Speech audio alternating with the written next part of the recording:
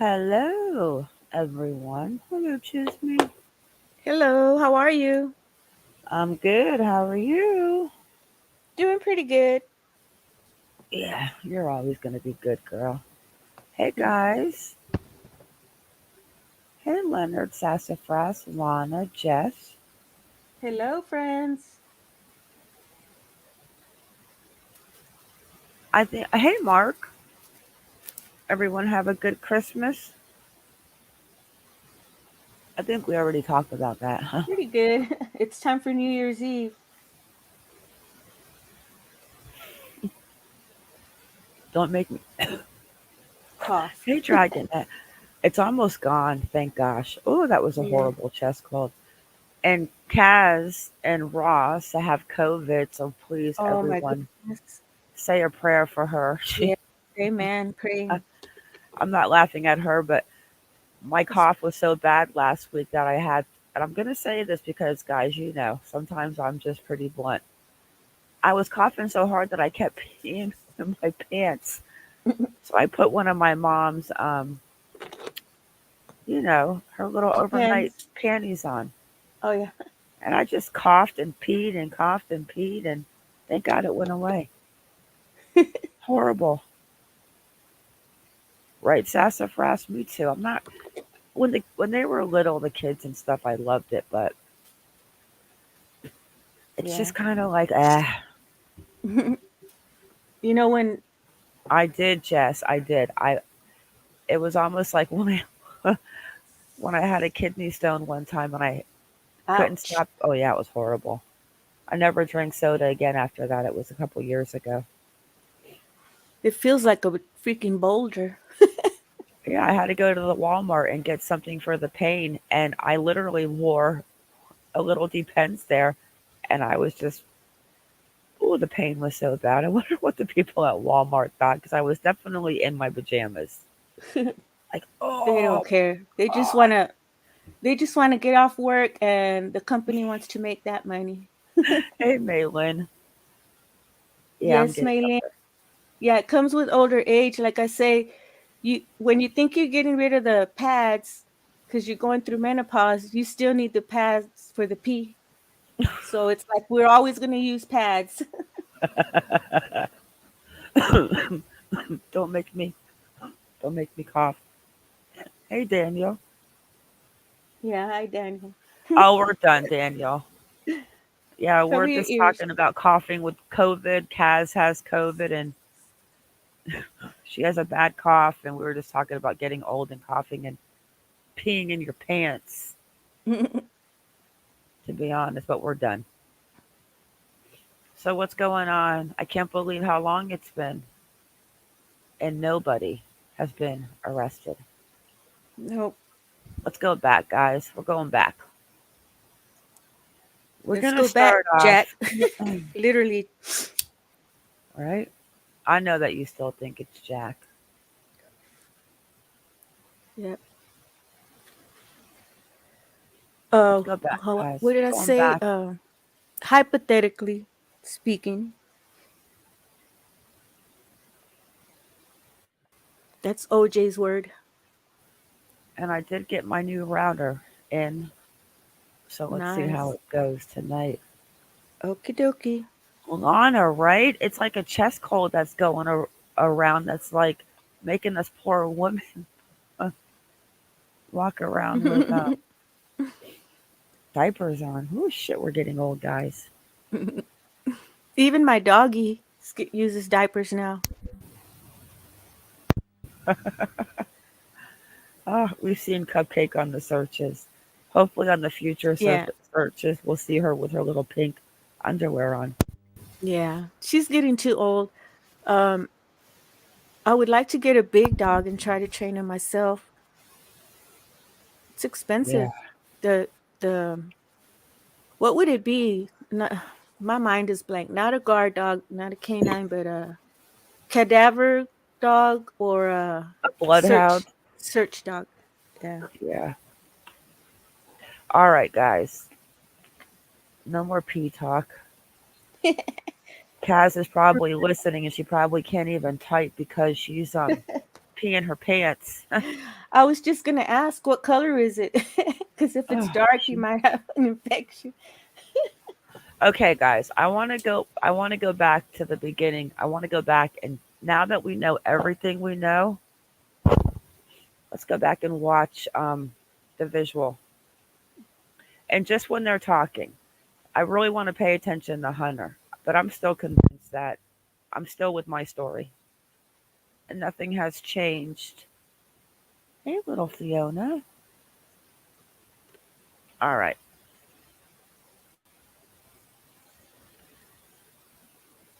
Hang on one second, guys. Of course, as soon as I start the live, the little ferret starts to come over and she wants to grab everything and run away.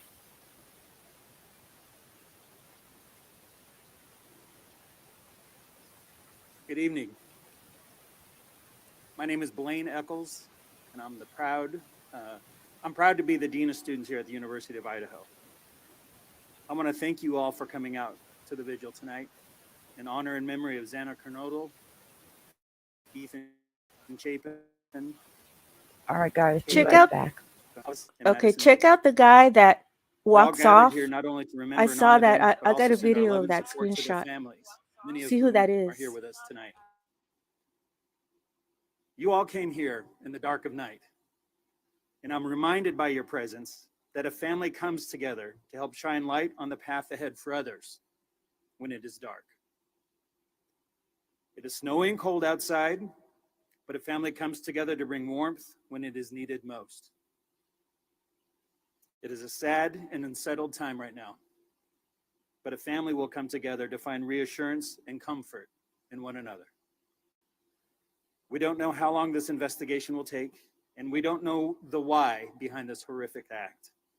But what we do know is we will all go through this together, because that is what the Vandal family does. I had the privilege of attending Ethan Chapin's memorial last week, and I was filled with the warmth of joyful memories at the stories about him that were shared. There was a lot of laughter in that memorial service. And they handed out this wristband, and it says, "Live life like Ethan." That is how we can honor the memories of our four lost Vandals, our classmates, our friends, and keep them ever with us. Okay, sorry, guys. Tell I the had to fun clean up a little stories. ferret Remember mess. them Let's in the go. good times, and do not let their lives be defined by how they died, but instead remember you can All right, understand let's get. what we lost. I hope to be able Okay. Any of the funny stories that we talked about at his service. But I would like to start by saying my name is Stacy Chapin. Mm, I'm Ethan's mom. I couldn't imagine having to I'm do here this. tonight with my husband, Jim, Ethan's dad, and his brother, Hunter, and his sister, Maisie, who are also Vandals. I think you knew he was a triplet, and that they all go here as well. Mm, Okay. We want to start by extending our deepest condolences to all the families impacted by this tragedy. It's hard that we are without these four beautiful kids with us tonight. We're here tonight because the University of Idaho is a special place for our family personally. Our triplets enrolled here together because of the small town feel, the beautiful campus, and the Greek system. Those were all mandatory must-haves when picking a school. We visited a neighboring college. No offense if there's any cougs here. uh, And it felt big and logistically challenging to our family. However, when we arrived on this campus, parked, got out, we all agreed, yes, this school is perfect for us. It feels right. The people here were kind and welcoming when we showed up for orientation, and we knew as a family that we'd made the right choice. Mm. The circumstances that bring us here tonight, they're terrible. The hardest part, we cannot change the outcome. And as a family, as a Chapin family, it's important that we share Ethan's legacy and talk about the impact that he made in his young 20 years or his short 20 years. So this is where we choose to focus our energy because we are now Ethan's voice. What I want you to know is that our family is no different than probably all of your families. We sat at the dinner table when time permitted. We played games together. We traveled. We hauled our kids to every sporting event imaginable. We had cribbage tournaments, pickleball competitions, and basketball shooting contests. We surfed and spent countless hours in our boat listening to country music, which was Ethan's most favorite thing in the whole world. We hiked, typically the kid that reluctantly, I'll admit. We worked out. Our 3 kids even got their wisdom teeth pulled together. But the most important thing is that in our family, we had each other's backs. And we Okay, let's make some joy out of it. I mean, define. Could you imagine 3 kids at the same time having their wisdom teeth pulled? I would love to see the video of that. You know, you see some of the best stuff when people are getting their wisdom teeth pulled. Ouch. And what if it's an impacted one? Plus the Exactly. money. All 3 twins getting their wisdom teeth out at one time. That was probably a fun ride home from the dentist for mom. She's a strong woman. I couldn't do this. I would have already have Yeah, been 11, crying 11. too hard. Yeah. will continue to do so. And for all of the things that I've listed and the times that I haven't mentioned, we are eternally grateful that we spent so much time with him. And I want to remind you that that's the most important message that we have for you and your families, is to make sure that you spend as much time as possible with those people, because time is precious and it's something you can't get back. It's really important. This is our message to you. It is really important that all you kids and all kids across wherever, even we've told this to our own 2 kids, still vandal, you have to put your energy back into achieving your goals. Well, Ethan tolerated school. For those of you guys who knew him really well, he tolerated school. He loved the social life, tolerated class. He understood the importance and would want all of you to continue to focus on your futures and your ambitions. Once again, I want to thank the police, the FBI, the Idaho State Patrol for their continued efforts. We're also appreciative to everyone on site with us tonight and everyone around the nation. Please continue to support all 4 of our families, and remember, please be kind. Thank you to the university for organizing this event in honor of our loved ones. We are proud Vandals. Thank you. Sorry, but you have to get your kids out of there.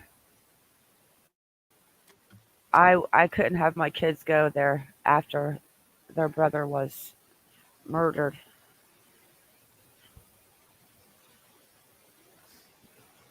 Just so I can let everybody know, the main reason I'm up here today is so that everybody can Yeah, she understand does, Daniel.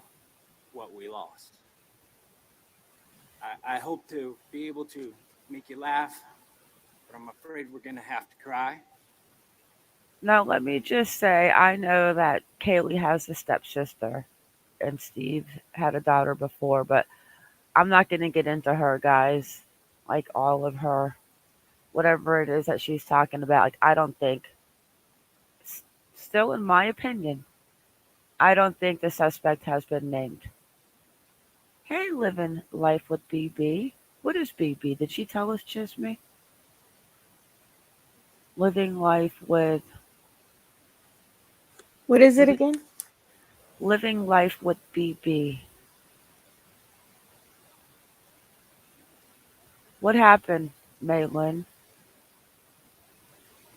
An open case. What did I miss? Huh. BB. Bed and breakfast? Okay. He looks broken, Steve.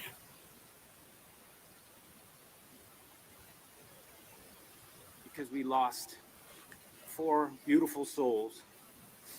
And the 2 that I'm up here to talk about are the ones I knew. And when I started thinking about how I was going to tell these people what their souls were like and the things that they Ah, shared with me, okay.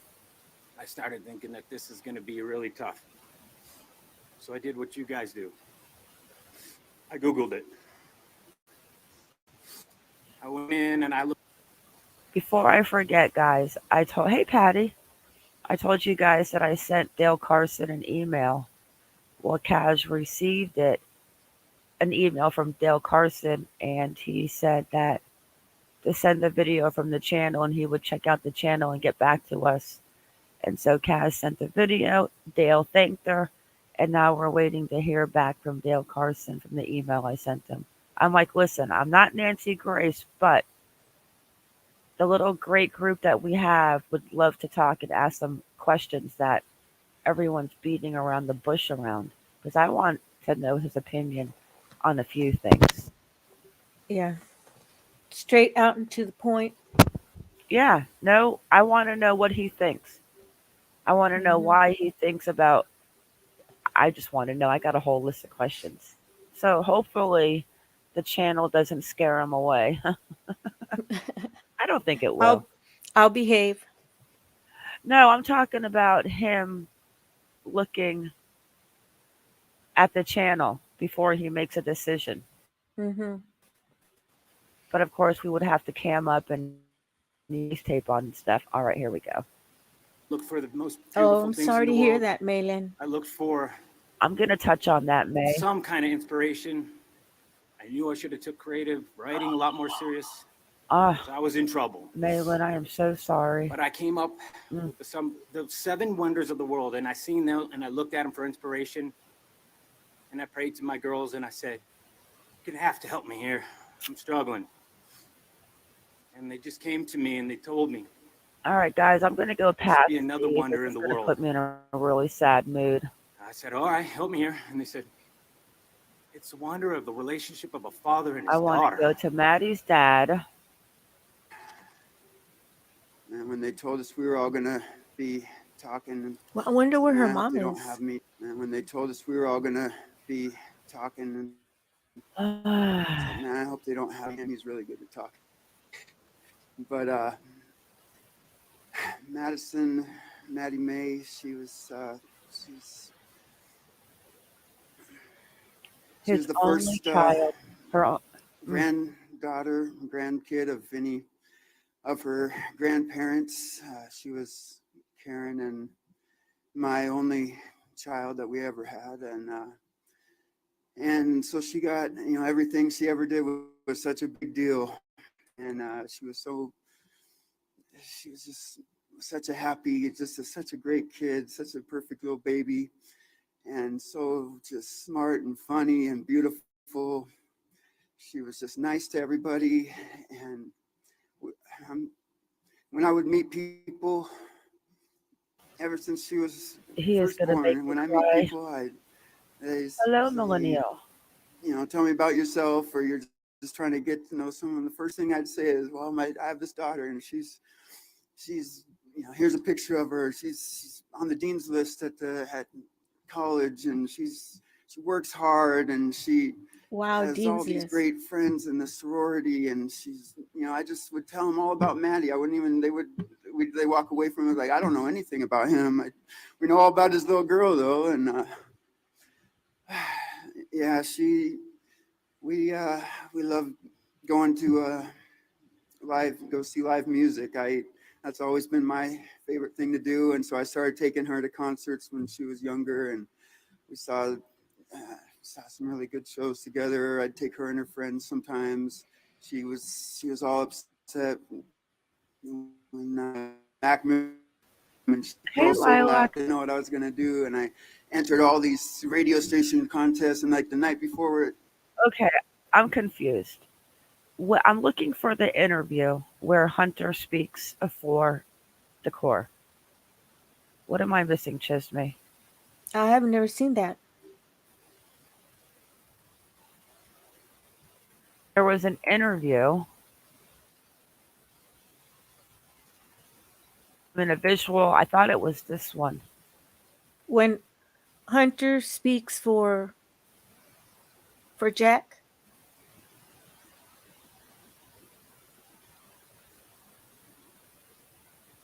When there was, help me out, guys. You guys know what I'm talking about. Let me see if it's on this one. He's breaking my heart. Like I don't I even. know he's so Yeah, I don't want to get depressed because I've seen this for one real. before, but I'm looking for the one. Do you remember the one where Steve and his wife were on stage and Jack comes up and the way they looked at each other? I'm looking for that one. Oh, okay. So if anyone knows what I'm talking it about, happened. let me see something. Because this is not the one, I don't think. No, I'll find it. That's okay. I got a whole setup for tonight. I've been waiting, guys. Yep. Oh, I'll I've been find it. waiting too. I was waiting for you last night. I was waiting for you and you were waiting for me. You have Mar, a crazy phone. Hey, Gen that X, long time, girl. uh it's pertaining to that vigil. There's a video. Well, I sent the video to private chat about someone walking out, and I haven't really looked at it close up. I wanted to. Some people are saying that it's someone that didn't want to be there because they felt guilty, Yeah, and I've already completely examined it. It's the kid walking out facing the left, and you can see his profile when Steve takes the stage. Hey, Lorraine. okay. So do you recognize him? All of the kids look the same. Right. I think people are reaching. I don't think that someone's going to show up for a visual after killing 4 kids. I think he was probably there, but I don't Oh, think well, that I you're might. going to make a. I don't think you're Yeah, going to make a scene and walk out as soon as one of the fathers takes the stage. But that's just my opinion. yeah. But they do go to the vigils, though. Oh, The that's what I killers. just said. I said I Oh, I believe thought you he said was they don't. there. No, I said I don't think he would have gone to the visual and walked out when the parent came, but I do believe he was there. Oh, I found that video. I'll send it to you.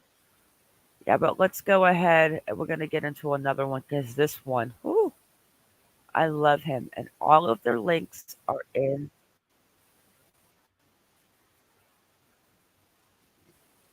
I got that far into it, 45 minutes, and I was so into it that I said, let me stop so I can watch it with my friends on YouTube. Now this guy's. Oh, also, should I tell him I joined an incel dating group out of the Moscow, Idaho area. Hey, Jeff. So I'm trying to get back in there, and I found some really interesting Reddit sites, guys, that we're going to share in a little bit. So is it?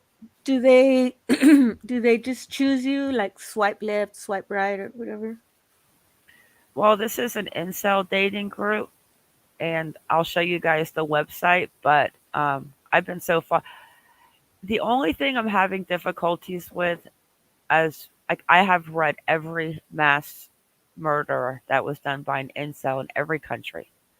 They all seem to use guns. I can't find one mass murderer that's used a knife, and it's such a thin line because is this a serial killer? Well, as of right now, it's not because he's got to kill again. Because usually serial killers they have a cooling time, but they go and they kill their victims at different places. A mass murderer is 4 people or more, which we have 4 people. But is it a mass murderer? Because of the type of weapon they use, that's what throws me off.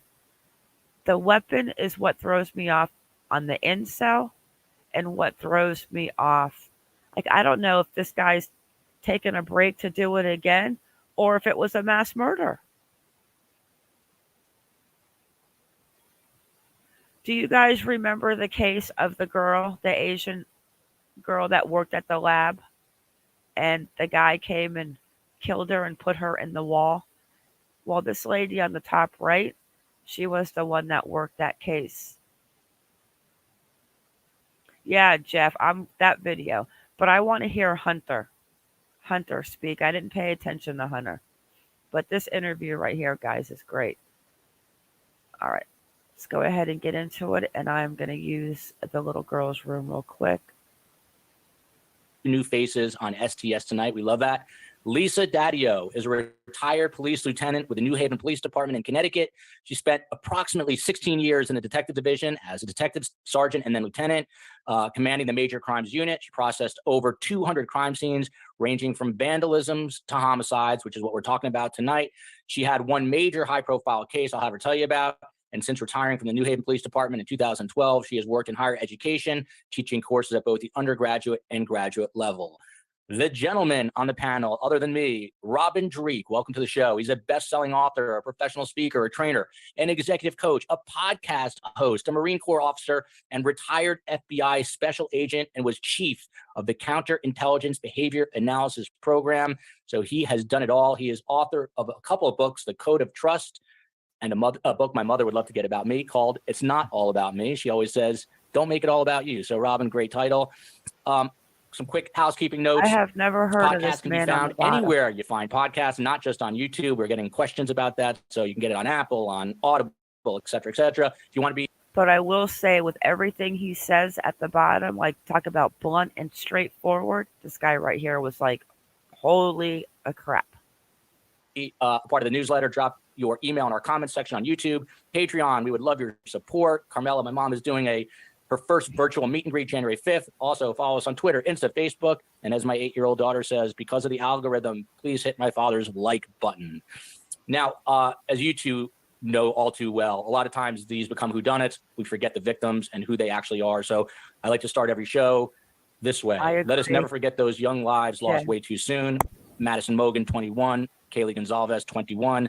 Zana Kernodal, 20. And Ethan Chapin, 20. May their memories be blessings. So in the Spokesman Review, coming out of the gates here with some of the latest news, Ben Mogan, who's the father of Maddie Mogan, spoke to the newspaper over the weekend and came out and said that he has no doubt the Moscow PD are going to solve this quadruple homicide using biological and visual evidence. So Lisa, to you, do you concur with Ben Mogan and believe that Moscow will solve this case? I do, based upon the information that is currently out there. And we have to remember that they're only releasing bits and pieces. They're never going to go their entire hand. No police department, and especially a case that is just so horrific as this, is going to show you everything. And so we only know a small piece of what they have. Evidence is an investigator's dream. That's what you hope for. The more evidence you have, the more likely you are to solve a case.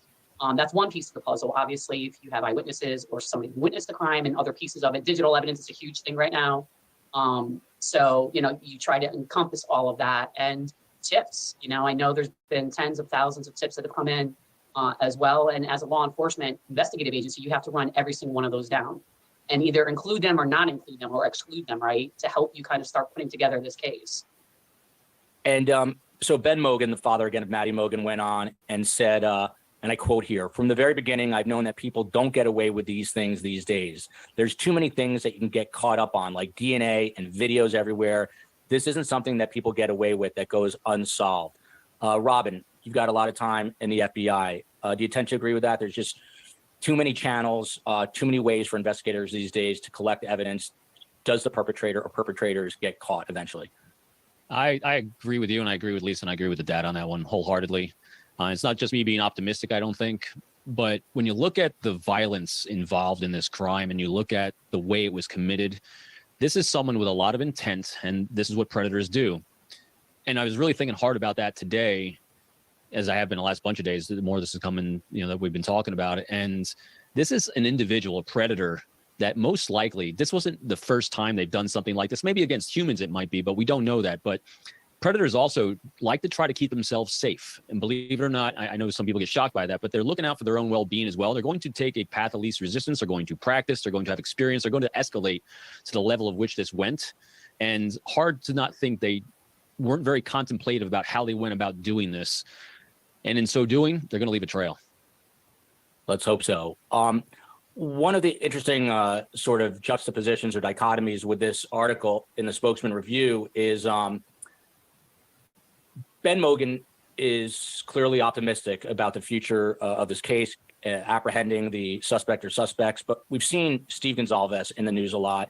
I've had some guests on the show that have been a little controversial because they've called out some of his behavior, talking to the media excessively. But he basically said that the cops were cowards. That's a direct quote. And also referred to them as really inexperienced, even going so far as to hire a private detective.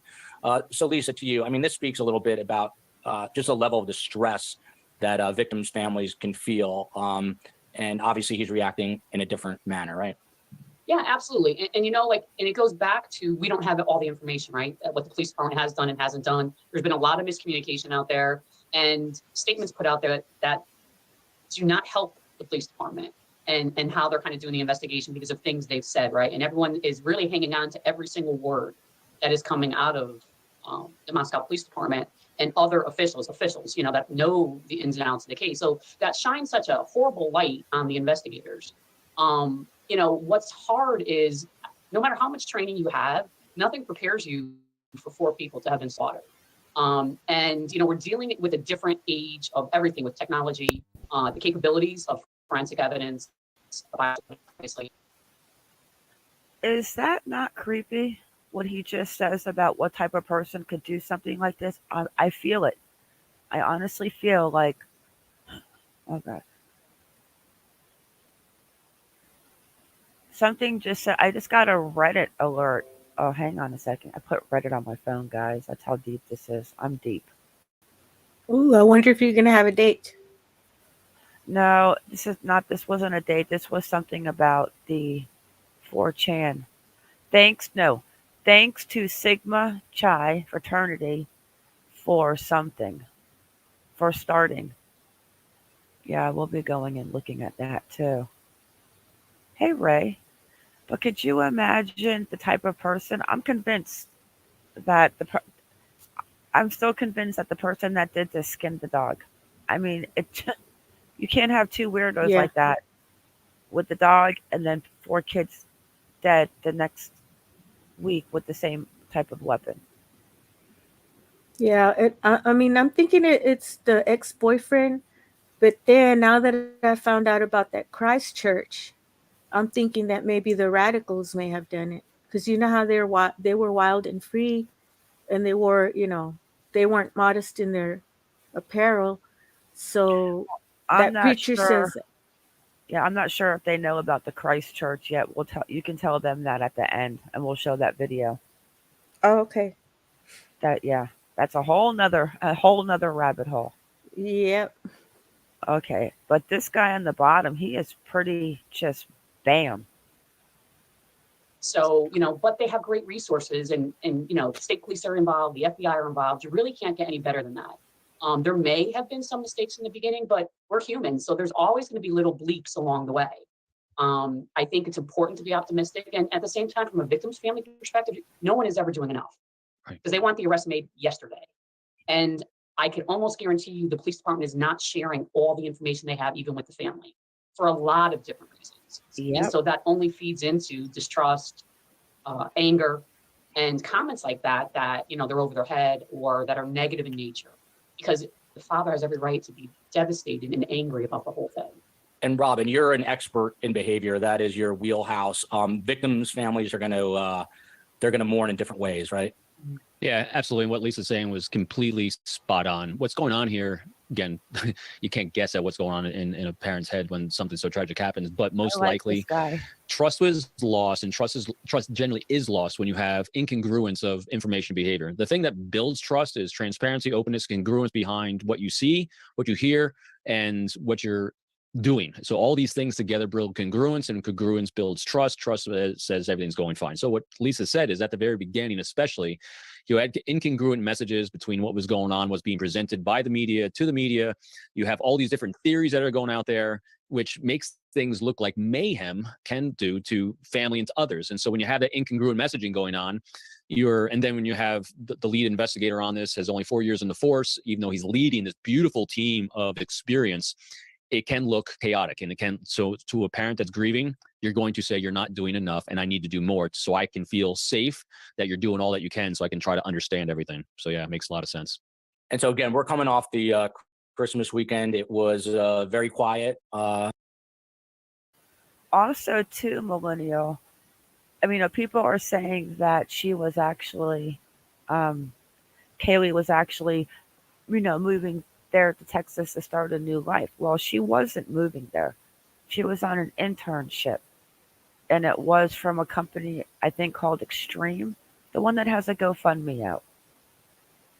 And she was just there for an intern.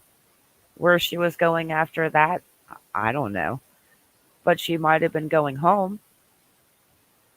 I'm not sure how long the internship was, but I know the company was called Extreme.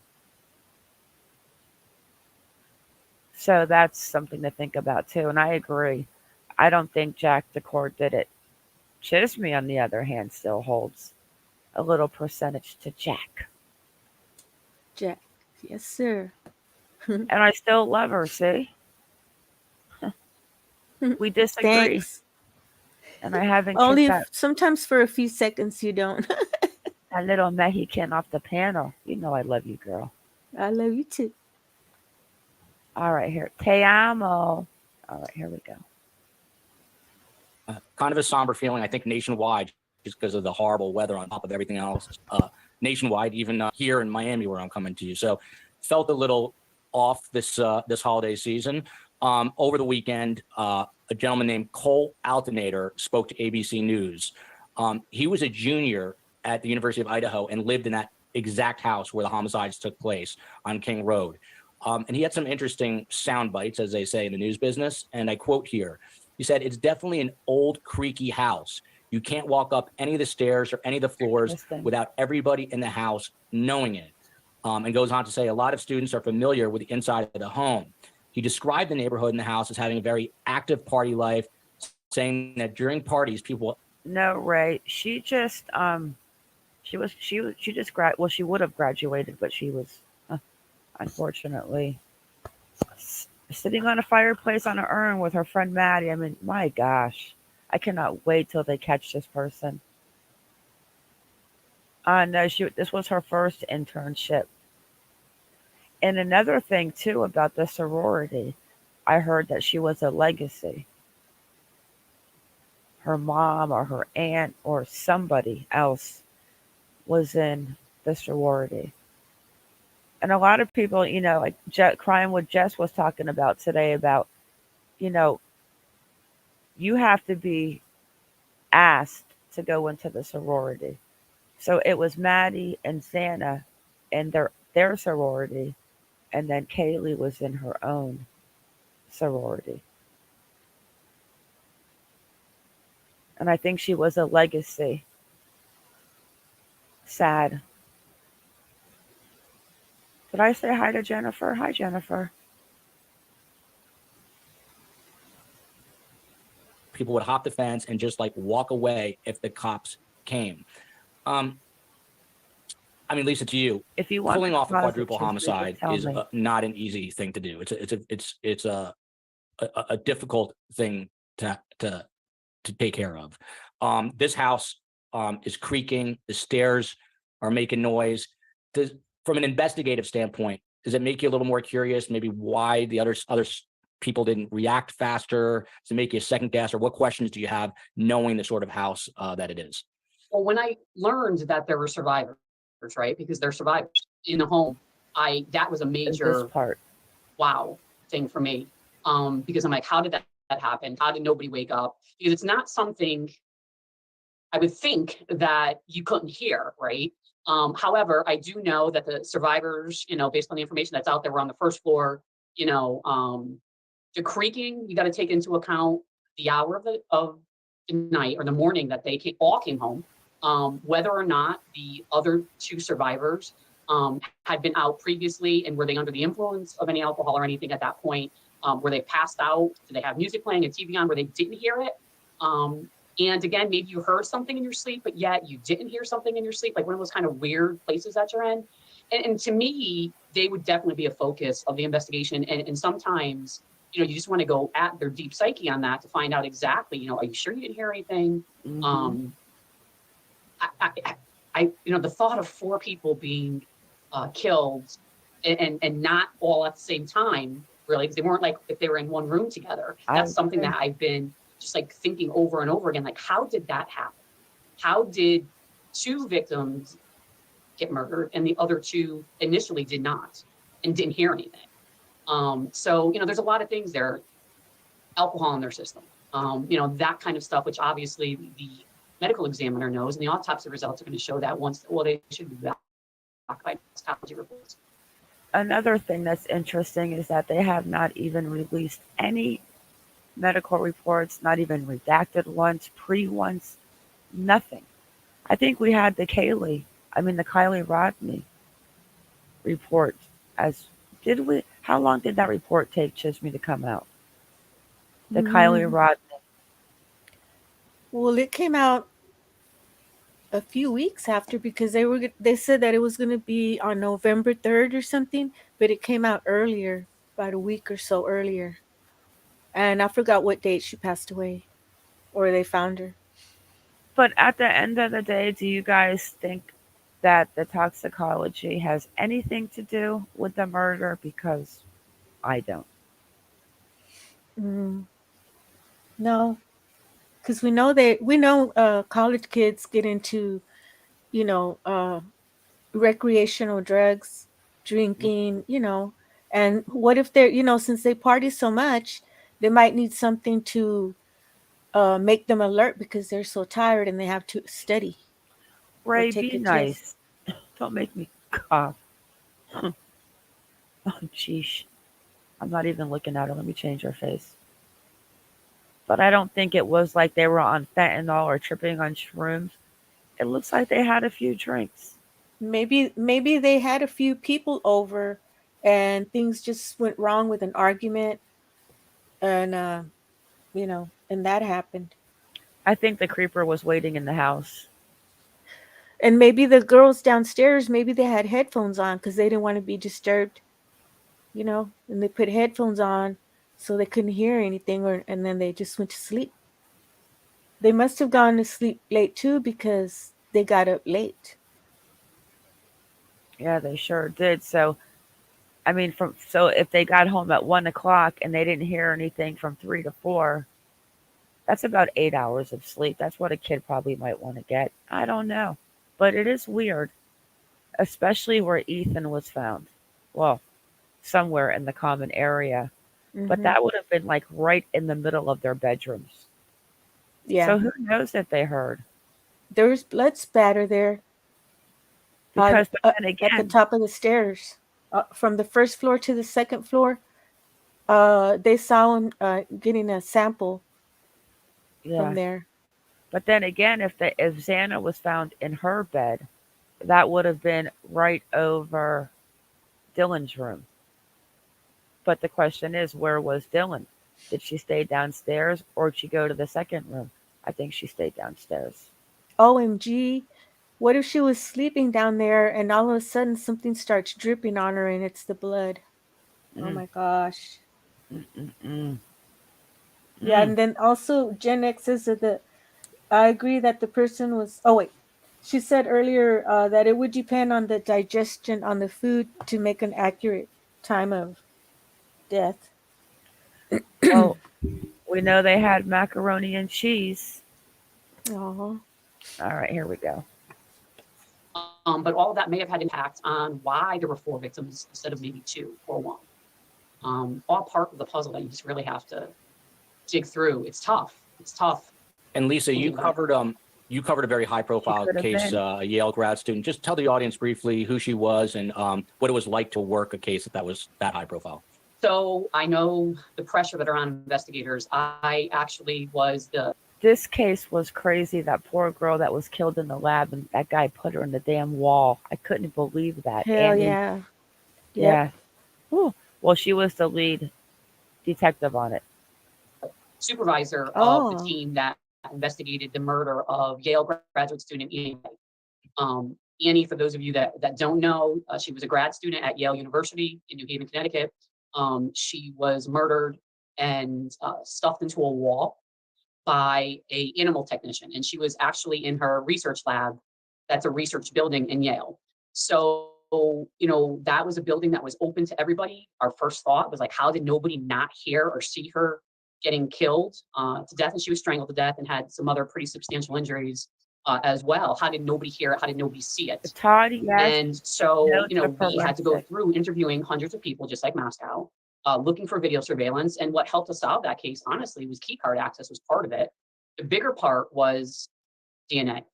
And, we were able to get both Annie's DNA and the arrested and convicted killer, Raymond Clark's DNA, on several pieces of key evidence that were found. But that investigation, there were just like what's happening in Moscow. There was us, a lot the Connecticut State Police, and the FBI. So same type of situation, 3 different law enforcement agencies, 3 different everything, protocols, procedures, egos. We all wanted to solve the case, but we worked together seamlessly. I wasn't over my head. I didn't feel that I was over my head, but what made the case so much more difficult was the media. They were camped out at the police department. They were camped out at the research lab. So much misinformation came out of that was really hurting us on so many fronts, that there was actually like a gag order placed on everybody because of the misinformation that was being said. And you're not going to stop reporters from doing what they do. And that's okay, because they are also an ally to investigators. But at the same time, the pressure of that was pretty intense. I mean, we were lucky. We made an arrest in that case in like 9 days, which is really, at the beginning, I didn't think was going to be possible. But we knew it happened in a building that's secure. So it had to be somebody that worked there, except there's hundreds of people that work there. So it's ruling out all of that and taking into account, just like when that and digital electronic evidence is going to help. So you were saying you work with state federal authorities on that? So I did, yeah. Yeah. So how did you? Because part of the rub against the Moscow Police Department is that that they don't really have their messaging straight. And one of the guests I just had on talked about the importance of optics to show that you know what you're doing, even though they might know what they're doing, but it comes off like they don't. So how did you guys kind of coordinate to make sure? So the New Haven Police Department had been the only point of meeting with the media on a regular basis. At the time, our chief of police, James Lewis, who's phenomenal, he was the perfect package in a lot of different ways. So he only would release what we had given him to release, knowing that you had to feed something. And so we did it, but we made sure, because if you don't put the information out there and you don't put it out there accurately, the media is going to run with it. So you can't ignore the media and not say, hey, we're not going to say anything, no comment. That's not going to work in a high profile case like this, ever. So just come together. Somebody's got to take the lead of what's being released. Different agencies are going to decide who that is. When we had the massacre at Sandy Hook, the Connecticut State Police were the lead on that. And, now retired Paul Vance, was phenomenal with the media on that case.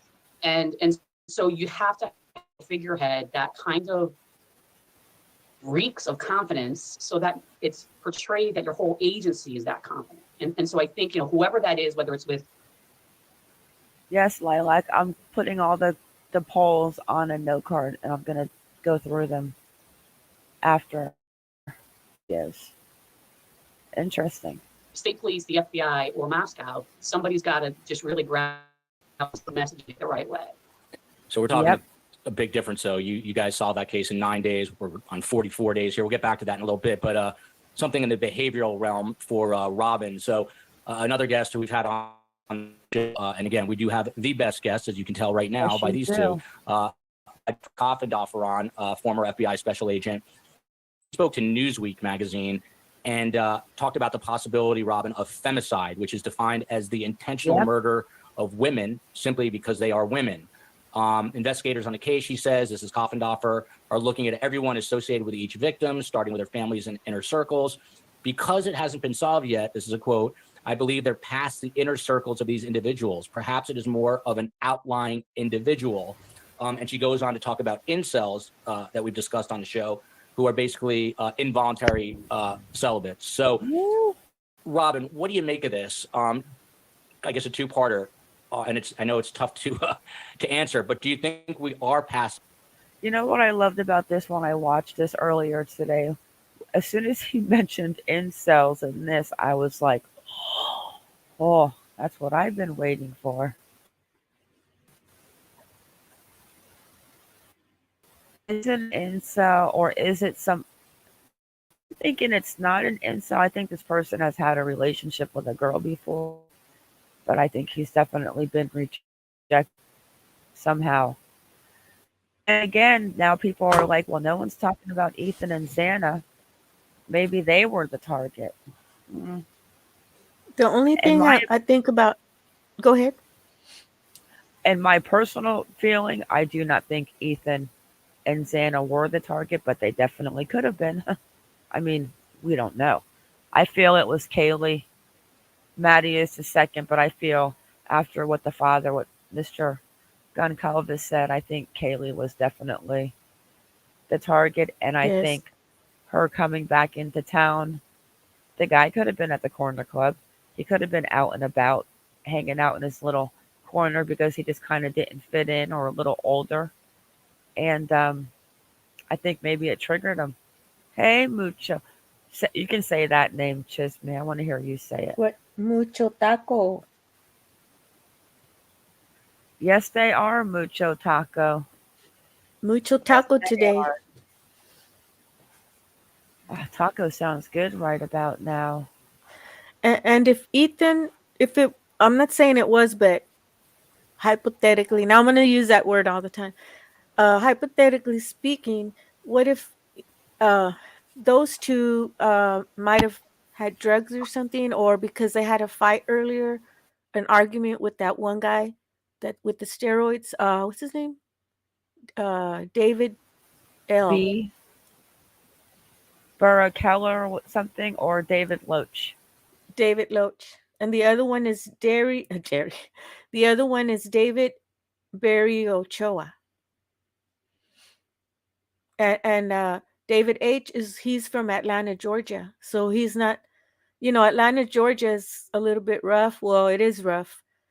Uh, so it's more like streetwise. So I think he's more like streetwise if Not he's all from there. parts of Atlanta, Georgia are like that. Atlanta's beautiful.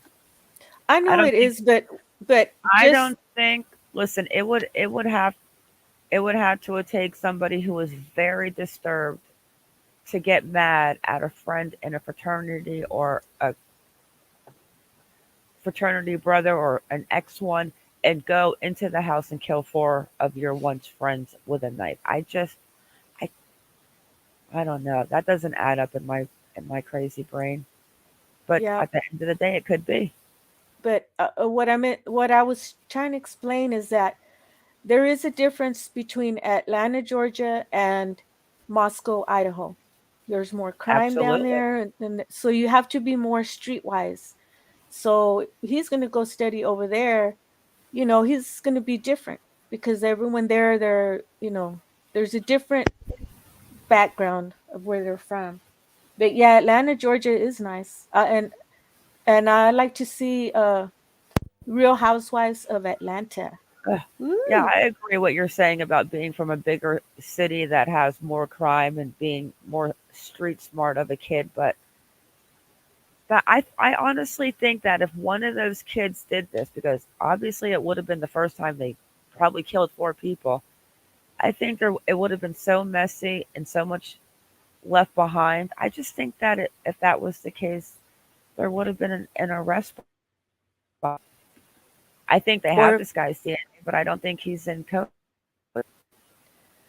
and I think a lot of kids are learning how to fight like that, kill and all that because of the video games. Could They're like, be. All right, "Oh, let's I continue. killed you, I killed you," and then Just quote unquote. those slashes and hits and kicks. Yeah, but it takes a certain kind to go out and to do something like this. And especially, like, if the person that did this felt no remorse and he just went home and, like, made a bowl of top ramen and put on, like, CSI or something, then that doesn't happen overnight. This person has got something wrong with the frontal lobe of his brain. I mean, if that's something's not right in the front of your brain for you to lack that. I just got this weird feeling that he's like a type of an incel, or maybe he is an incel now, but he once had a relationship and maybe that relationship was bad and made him hate women. But I'm also starting to feel like he might have been in the military for a little bit and kicked out. And I'm also starting to think, with all of the research I've done on brain dead, that he might have Asperger's. But I just can't get over the weapon of choice that he used, because most incel mass murderers that I've seen, all of them, I can't find one that used a knife. So this guy might have a little mass murder and serial murder in him. I don't know.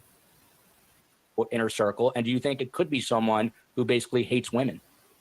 I agree that we're beyond the inner Hey, circle, H-Dog. most likely. I mean, we're still all guessing at this, but we're probably, because they're just expanding that sphere of influence around these individuals and cascading outward from there.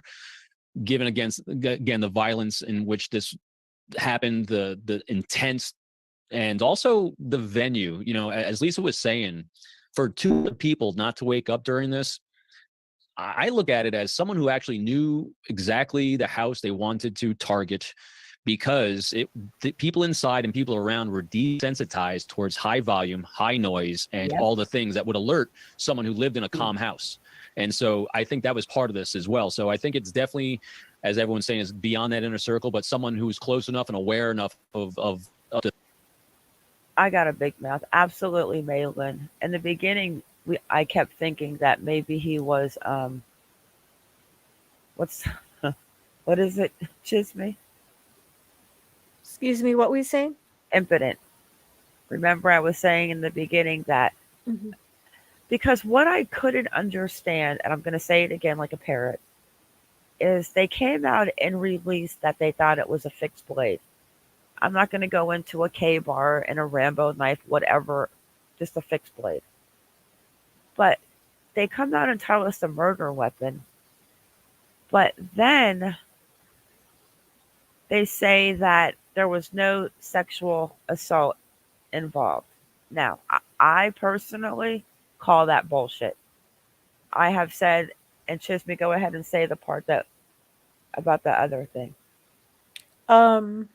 They could have hold on. I'm This trying to is find a adult. proper This is way. adult Trigger. content. They could It's not have really a trigger.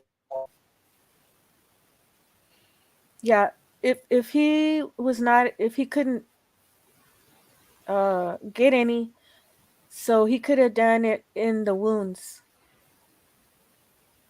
Yeah, he could have did it in the room over the. I can't imagine that somebody would go in and do this with these two beautiful girls in there, and there's not something at all connected with an essay. Something. I mean, just That would be something. the only thing. Yeah. And I Because yeah, Jeffrey Dahmer used to do it with the animals that he found while they were still warm. oh, stop. And I think that's why that might be something they're leaving out, is the fact that only the killer would know. But and then Carely's wounds. But then I go back and I keep thinking, when Steve said they didn't have to go upstairs. Well, does that mean that Ethan and Xana were the target and they didn't have to go upstairs? There's so much confusion. Yeah, like exactly. Mm-hmm. Exactly, Dragonette. But But, I oh, think I remember the word. Sorry. I remember the word self gratification. Yeah, maybe not like an actual R, but that the killer satisfied himself somewhere in the room or la la la. Anyways, you know what I'm talking about. Hey Pippi, hey Hmm. Junie. So that is what I'm thinking. Especially if it was a target that one of those girls just made you so mad. I've watched so many creepy documentaries to where this guy loved her legs, trigger warning. This guy loved one of the girl's legs so much that he cut them off, and then he said that he tried to taste the fat, but he didn't recommend it because it definitely wasn't his thing. I have watched things, guys, that this case has taken me into some very scary rabbit holes. The site and the venue that they were choosing in which to do this. That's an interesting point. I guess college kids are desensitized to a lot in a lot of ways. They're walking around with their headphones, but especially in a house that is that loud with that many people going in and out, AirPods, buddy. something that you or I would typically be alerted to, they may not. So, And I apologize. And as y'all said, all the creaking of the boards going up and I agree, downstairs Larry. and the time of day in someone else's house, I would be out within seconds saying, what is going on here? It wasn't. And whether people are induced or not induced or under influence of anything, it still was not alerting to anyone in that house or anyone around as well. So that just tells me a lot about an assumed behavior that they're used to. And for those who did not catch it, Robin Dreek recruited spies, this guy. So this guy's got to know human behavior because he's not recruiting bad guys. He's recruiting the most important people to catch the bad guys. So on to the last little bit of news from over the weekend. So we've all heard the name Jack DeCur. He is Kaylee Gonzalez's on again, off again boyfriend, the one who all those calls went out to the night of the murder. Well, Brooke Miller, who is, I believe, the aunt. It's Jack's aunt. She spoke to the New York Post over the weekend and basically says that he has just been left absolutely devastated by the loss of, quote unquote, the love of his life and the subsequent harassment he's experienced from online sleuths. A lot of people who, write to me and send me emails saying who they think did it. So back to you, Robin, for a minute, because you're on the behavioral side of things. Obviously a very high profile case. This person was very close to Kaylee, the on again, off again boyfriend. It's sort of inevitable that people are going to point their finger at him, and they still are. Justified or not justified, or just human nature. So yeah, people are going to look for quick answers and easy answers. I see a lot of it. What I'd be looking for, whether it's this individual or any other individual, is, as we said earlier on, this is going to be a pattern in their life and a pattern of being a predator. And so beyond looking at this and looking at him and his connection, what other things has he done throughout his life that would be congruent with this kind of behavior? And if you don't see anything, that's probably why they're ruling him out, because if he's displayed a natural empathy towards anyone or anything without provocation and just as a human being, incapable. Interesting. This is another direct quote from the aunt, Brooke Miller, Jack DeCur's aunt. And by the way, he lives in Coeur d'Alene, Idaho. So some people were wondering if his name is very similar, if he had any relation to some of the founders of that town in Idaho. But this quote is, "They're just ridiculous conspiracy theories. He's not only lost the love of his life," this is Jack DeCur, meaning Kaylee, "and what we all thought, and he probably thought as well, would be his future wife, get married and have kids and all of that." So to you, Lisa, again, sometimes it's easy to jump on people who you assume are close to a victim, but do we all as a collective group have to take kind of a deep breath and not assume the worst, especially potentially about a 20 or 21-year-old college kid who finds himself in the middle of all this? So yeah, you do. But at the same time, in the initial stages, you have to rule people in or rule them out. And so given what we know on his relationship with one of the victims and kind of a little bit deeper, you have to think that maybe he is involved. And we see that, and even with the Annie Lay case, initially, when we got involved in this, she was a missing person. It wasn't that, oh, we had a crime scene. No, she was missing. And, we went back and we kind of retraced her steps, and looked at video and all this other stuff. And we realized that she never left the building. But initially, her fiance was possibly involved in this. It was on the weekend that she was supposed to get married. Like, everything was aligned, but we couldn't focus in on that. And so like we talk a lot in the investigative world on getting, Tunnel vision. tunnel vision. Thank you. Yes. And so even in this case, you can't do that. And you have to, totally remain open-minded on this whole thing, but it's not easy, especially if there's something there that's nagging you about a particular person that you have to rule in or rule out. And so you leave them kind of in this middle place until you can find something, or you have something to back up why they're excluded or included. And so, it's tough, and you're gonna look at those close, especially this crime. It was violent, it was personal. It's kind of what we know already when we think about these types of really brutal deaths, that it was personal in nature. But yet you have to say, well, then why 4 of them? So maybe you can say 2 because they were in the same bed together. But then why go into the other room and murder the other 2? Like, that doesn't make sense to me if it was a crime of passion. And what about the 2 that were spared? Any thoughts on that, Lisa? Location. They're on the first floor, but then again, the other side of me is saying, why are you going upstairs unless you were targeting one of the 4 victims? I don't know. I mean, that probably is more of a question for Robin, thinking about the psychological side of it. I would have thought if it was. See, and they say it again. Why were all 4 targeted? Did you start from the top and Ethan woke up? Was Ethan and Xana targeted?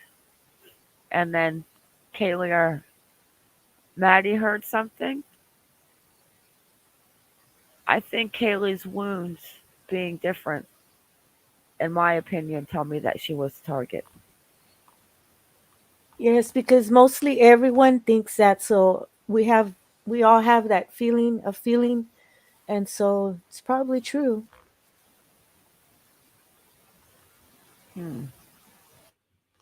So maybe Jack thought they An were act going to of get violence or a random together. act.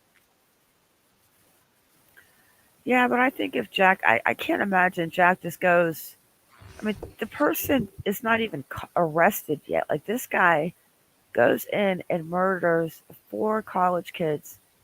And I mean, where are we at now? This happened, November 13th? Yep. So we are 1, 2, 3. But they have to present the 4, evidence. 5, 6. 6 weeks and 4 days. Ooh. But they have to present the evidence to the judge, and there has to be, it has to be proof. There has to be 100% proof, and then the judge decides if he's going to make an arrest warrant. Yeah, but I don't know if they know who it is yet. They might have DNA, but I don't know if they know. But they're talking about a suspect that we're going to get into later that the chief might be. I don't know. We'll see on the Jesse was talking about the chief, maybe hinting about a suspect. Okay. Violence. You're going to start. But we're only going to watch this till he gets into the questions. The first. Okay. If they didn't, they started upstairs.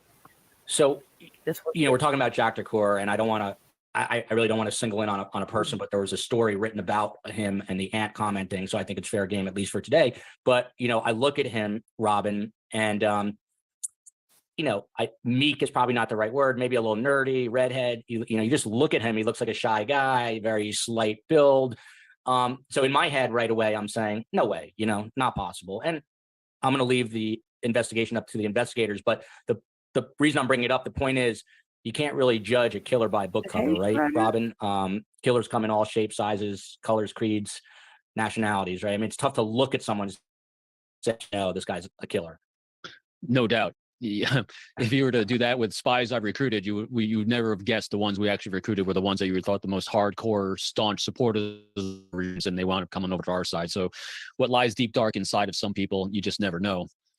But going back to the violence of this that we're saying, this was, and kind of what Lisa was talking about too. So we have 4 people that were murdered, and they're murdered with a straight, a non-foldable knife, a straight edge knife.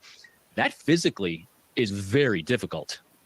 And so you plan on 2, you go with 4, might not even been physically capable of doing more because of exhaustion. Mm-hmm. I mean, this is an exhausting cardiovascular event, and I'm so sorry to make it sound so aesthetic like that, but it really, that's what really was at the root of it. And so then you actually have to look at it. It wasn't like someone took a gun and pulled the trigger. This is actually a violent physical event that was emotional, although less so if we're dealing up with psychopathy, obviously, but predators don't. But it's a physical event that took a lot of energy for someone to perpetrate, and we don't know how long it took either. We don't know the amount that they fought back. We know there was some fighting back, and so that is an exhaustive event. So the other two, they might not have even been capable of it. And there was a lot of talk Interesting. initially. Again, Steve Gonzalez says he got a report from the coroner, which a lot of people had an issue with to begin with, talking about how Kaylee's injuries, and this goes back a couple of weeks, but Kaylee's injuries were much worse than Maddie's injuries, that he described them as these big open gouges. And some people say, to your point, that maybe they got to Maddie later and were just too tired. But Lisa, I'm curious, this has come up quite a bit. What about the fact that allegedly, I mean, the coroner told the family members details of these wounds? That can be very problematic. And she also spoke quite a bit to the media when a lot of people say that she shouldn't have. I'm curious what your takes are, because it's a different jurisdiction, right? But you want to make sure they're not revealing information that's pertinent to the investigation, right? So I'm always one of those. So this is going to be a tough one. And I am of the family deserves as much information as we have on the medical side. They're entitled to the report. They're going to get the report anyway. So they're going to read it now. Are they going to understand some of the language, the medical language that's in there? Probably not, but Google, right? So, I think that there has to be full transparency with the family. They deserve it. On the fact that she spoke to the media, I'm totally against, for a lot of reasons. Some of that information probably should not have been released, and it should have been only available to the investigators, because they too will get the medical examiner report. Absolutely. And so they may not have wanted all of that out. And what's the point of it, unless you're sensationalizing it, which drives me crazy? 4 kids are dead. A town is in panic, rightfully so. A college campus is in panic, rightfully so. And yet you're giving details that are horrific. And to me, it's sensationalizing it. And why? There's no reason for it. And coordinate. If anything, if you want to give a statement because of your office, and again, every state is different as to what the medical examiners or coroners release, work with the law enforcement agencies and do a joint press conference. And talk ahead of time, plan ahead of time on what you're going to release, so that everybody's on the same page. Always remembering the family. And sometimes as investigators, we really stink at that, because we're so consumed with the investigation. We want to make an arrest that we don't do as good of a job relaying parts of the investigation, and they may think they're not doing a good enough job. So It's possible it could be a woman. I kind of thought maybe in the beginning it could have been a woman, but what do you think, Chiz? We think it could have been a woman at this point? Yeah, I think it could have been a woman. Only because I watch too many horror movies. But a very jealous person might have done it, or someone like a radical maybe. Femicide. Yeah. Exactly And what happened to Shanquilla. How do you say her? I don't want to say her name wrong. Shanquilla. Now I can't. Shanquilla. Shanquilla Robinson. Exactly. That's another mess. Something came out today about her. Yeah. I don't know. I think she's already there in prison. I But think I that's have to look another at one. That's a woman killer right there. it. Mhm. Dejanay or whatever her name is. Mhm. Mm. a fine line there as well, as to what you can tell them. It's interesting. We had a Detective Sergeant retired Bernadette. Chris Anderson from the Birmingham Hey, Police Department, Omar. who was on the show First 48.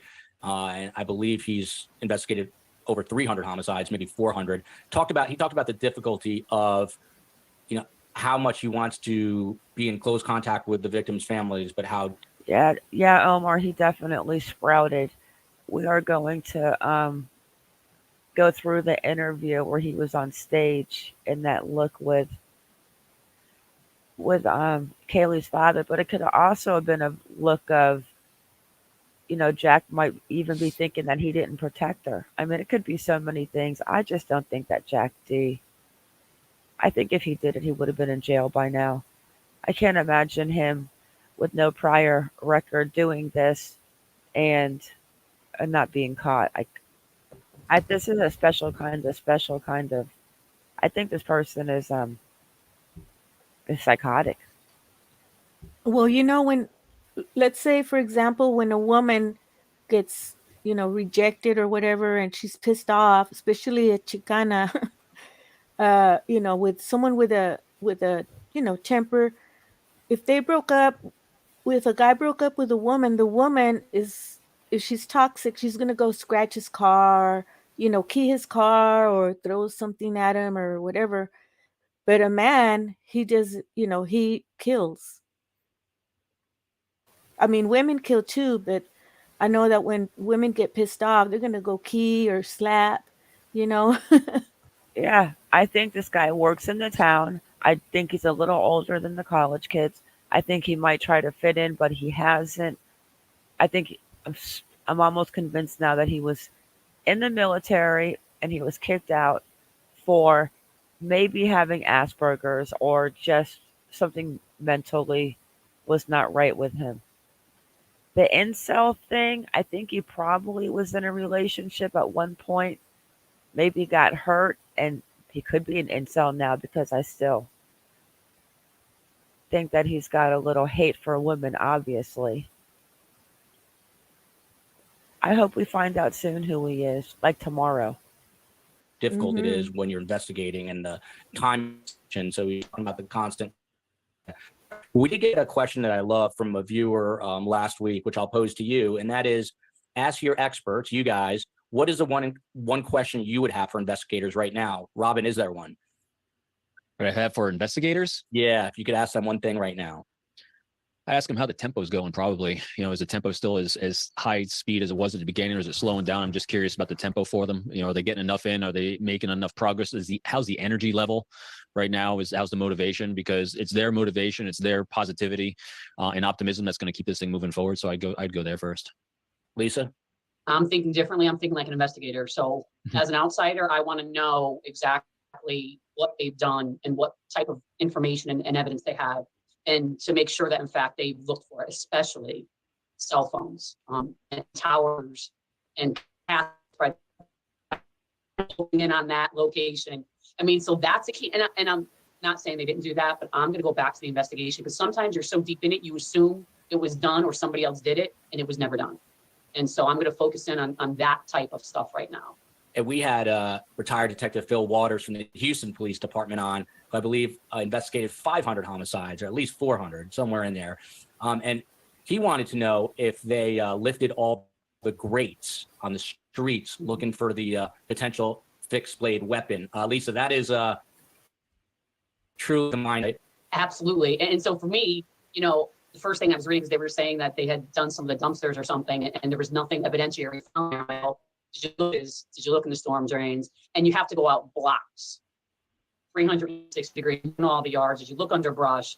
And again, Nah, it's not too late. So if they haven't done it and anybody's listening, go back and do it, because it's still there.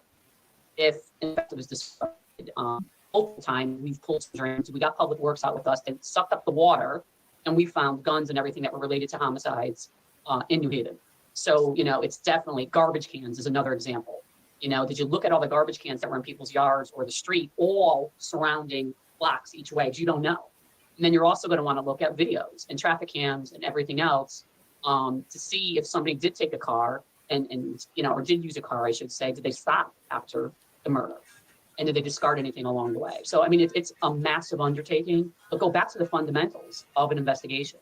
Kind of like, knocking on the doors and doing those neighborhood canvases, as we say, put the boot to the pavement, and going back to that storm drains, garbage cans, dumpsters, brush, looking for evidence. So I am, I've said this before, and I'll say it probably a million more times. I'm the son of a retired psychiatrist and the son of a social worker. So I'm always curious about the psychology. So Robin, how in the world did you get into the business of recruiting spies? How did that evolve without telling us names? No, Is that what you wanted to be, an astronaut? yeah. I think they're done with What they had to do, maybe basic had part. some collateral damage. I hate to use that term, and they're done. But you think this person would want? Oh wait, You really want to use somebody who knows as much information as they can about the person they are interrogating, and also can get that information. You have excellent ones and you have ones that are terrible at it and should never interrogate anybody. What they had to do, maybe had some collateral damage. I hate to use that term, and they're done. But you think this person using it so far? It's not my area, but when you look at, again, you just look at the way this was conducted, the extreme violence this took, the personalization of using a fixed blade to do this multiple times, that is the level of intensity and ferocity there is pretty profound to me. And it's hard to imagine that once they've had that experience as a predator, it's going to be hard to go back to anything else. But again, Wow. we don't know all the details. Yeah, it's fascinating. I get I'm getting a lot of interesting emails, some horrible comments, but mostly good ones. And today from a professor who studies obsessive compulsive behavior in people who have a proclivity to kill, to get her on very, very interesting psychology. You know, some people have the obsession to keep their shoes in perfect order or their closet perfectly neat. Other people, their OCD goes down a dark path. So one other big question for the two of you, and then if you will indulge some viewer questions and comments, but the big overarching question, Lisa, to you first. It's 40 plus days right now. What is next? See, it's tough. That's a tough one, only because we don't know all the information, right? So there can be a lot there that we don't know, nor should we know it. We have to trust the investigators, and you have 3 major agencies working on this. So I think for everybody, be patient. Don't think that something isn't important or that oh, we know this already. When in doubt, just let them know, because maybe somebody else didn't know that, or like I always think that if somebody knows something that can tell investigators whether they want to get involved, maybe they don't. It's definitely still ongoing, obviously, and more issues coming in, which at sometimes is a blessing and a curse at the same time. But it's better than nothing coming in. And so that's going to be the key right there. And Robin, same to you. I mean, 40 plus days. What are you looking for next, maybe from a behavioral standpoint? I'm going to hit two things. I totally agree with what Lisa said with the cell phone analysis, because there's a lot of that data to go through. I'm imagining they'll be able to really sift that down more and more right now. It's going to be very telling. And the other thing is, and this is what the chief said, is he asked the public to be diligent. So I think it's important to understand what diligence is and what it's not. What's really helpful is when people are present. I've said this numerous times, being present and observing things that have changed. What's not helpful is when people are being diligent where they think I'm looking for a killer because they are using their own confirmation bias on what they think a killer looks like. Then you're going to miss everything else. Exactly. And so being present and observing things that are different and have changed is on the behavioral side is what I'm looking for all the time. Can you give an example of that? What you mean by that? Of which, the presence or difference? Noticing a difference in behavior. Yeah. Well, I'll use one thing. So if someone, and we all get this, and I'm sure you've talked about on your show, is if someone says I can detect deception, I'm going to use nonverbal behavior to detect deception. They're going to look for cues that are going to show deception. They're going to miss all the clues that are showing veracity and truth because they're looking for one thing that they've given themselves, as you said earlier, the tunnel vision on. In order to be present and really truly observe, you have to do your best to let go of the tunnel vision, observe and be present with everything you're seeing around you, and be curious about everything. Was that always like that? Was this always here? Was this person always like this? Were these statements congruent? So you're looking for congruence of your environment, which is the sameness. And when things deviate from that sameness of things you've already seen, that's where you zero in and ask questions. You don't assume what it is. You don't assume what it means. You don't say we got a killer, don't have a killer. You say this looks a little different. What's that mean? And that's what you turn in.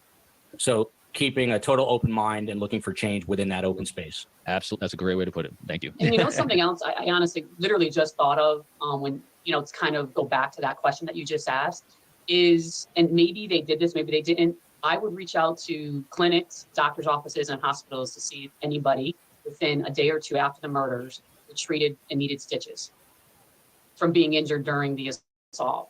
What kind of radius for the hospital? How far do you look? I would do the whole state.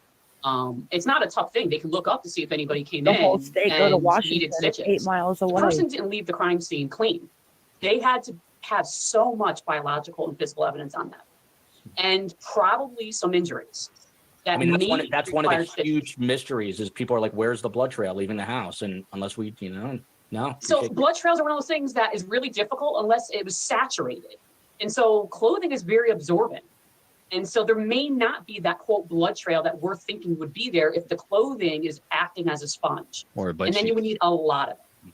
And that's where the forensic side of me kicks in, because I have both the investigative and the forensic side.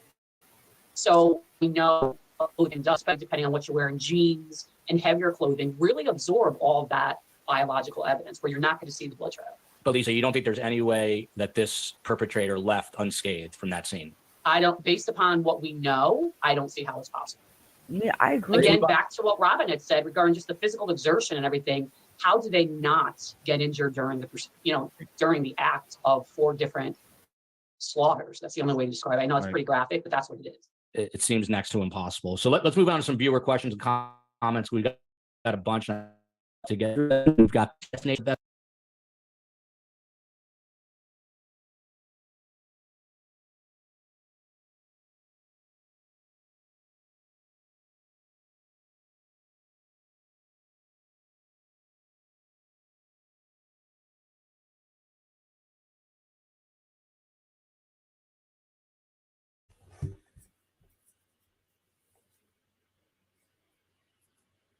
They're smart. I learn a lot from the law enforcement that goes on panels. I agree, and that's why I love to play them, because like I can sit here all day and blow up pictures at the corner bar. Now, did it look like Jack the Core at the corner bar? Yeah, it looked like him. But do I think he was mad and he left and killed his 4 friends in their house with a knife and got away with it? No. But the thing Yep. about Murphy being put away, that still gives me that like 1%, like they cared enough to put the dog away. What did you say to Adam? I told Adam everything. Adam and Jack the Core are good friends. Yep. Or if not roommates. But I'm not feeling that it was. I just feel like if it was one of them, they would have been arrested already. Okay, here we go. I got to use the little girls' room, so I'll be right Okay. back. Okay. Stories and having a good time. Others today might grieve only by crying, or others by being angry the entire time. Just want to encourage that each of us is trying to in the midst of all of this. So I want to encourage us to be gracious with one another, especially as family members, as you are dealing with so much, to give space for one another and to remember that none of us grieve perfectly. We all do things and say things that we will regret in this process, but let's continue to press lead each other to get. I'll read different all over the Bible. It says, God is our refuge and strength, always ready to help in times of trouble. So we will not fear when earthquakes come and the mountains crumble into the sea. Be still and know that I am God. Do not be afraid when you go through deep waters. I will be with you. When you go through rivers of difficulty, you will not drown. When you walk through the fire of oppression, you will not be burned up. The flames will not consume you. For I am the Lord, your God, the Holy One, your Savior. For the Lord your God is living among you. He is a mighty Savior. He will take delight in you with gladness, and with his love, he will calm all your fears. He will rejoice over you with joyful songs. All praise to God, the Father of our Lord Jesus Christ. God is our merciful Father and the source of all comfort. He comforts us in all our troubles so that we can comfort others. And then Jesus said, "Come to me, all you who are weary and carrying heavy burdens, and I will give you rest. Take my yoke upon you, let me teach you, because I am humble and gentle at heart, and you will find rest for your souls. For my yoke is easy to bear, and the burden I give you is light. That even when I walk through the darkest valley, I will not be afraid, for you are close beside me. You keep track of my sorrows. You have collected all my tears in your bottle. You have recorded each one in your book. My enemies will retreat when I call to you for help. Because this I know, God is on my side." At this time, we're going to have some of the family members that are prepared to share. If that's you, if you can make your way around the stage back here, and they're going to share just about their loved ones that are gone, that we're remembering their life, their memories. And then after the family shares a little bit, we're going to watch a slideshow together of all of these friends having fun in their lives. And then we have some friends that have prepared some memories to share, and they're going to do that as well. So again, families come around the stage, and they'll come out here in a moment.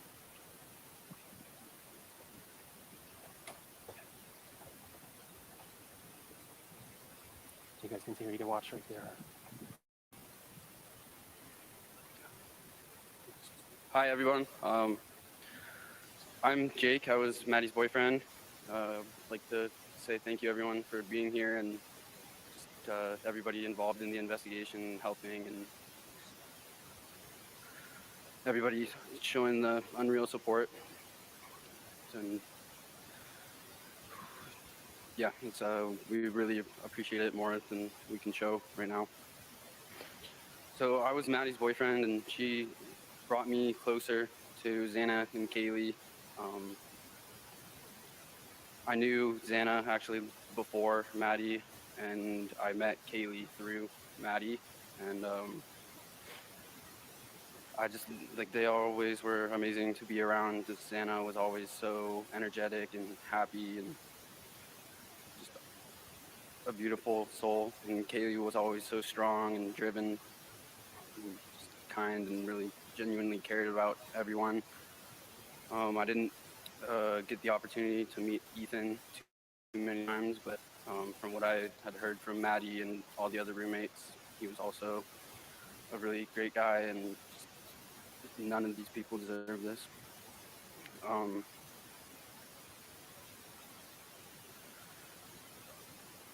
so I met Maddie her freshman year of college. We went to high school together, but I was a couple years older and didn't really get to meet her until she came to University of Idaho, and she got in to the Pi house, and I had multiple friends in there, and they just really took Maddie under their wing and uh,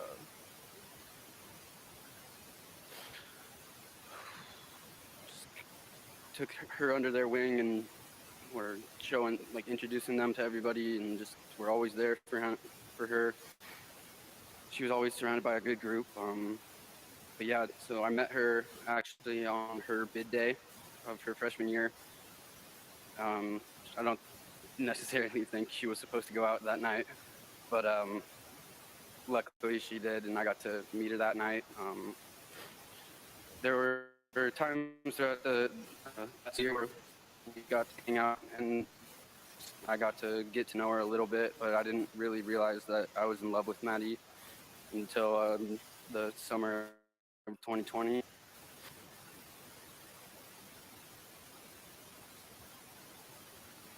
He's breaking my heart.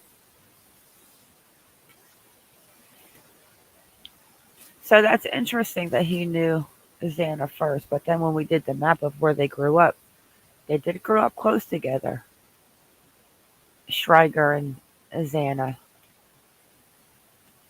Yeah, How he's sad. heartbroken, poor thing.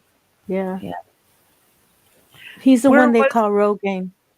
They call him Rogaine. you know what? That's mean, and we're not doing that. That's horrible. Who, me? No, that people actually call him that. That's so mean. Oh, yeah, I know it is. They have nicknames. You know what they used to call Kaylee, the frat guys? I know the big booby girl. Horrible. Mm-hmm.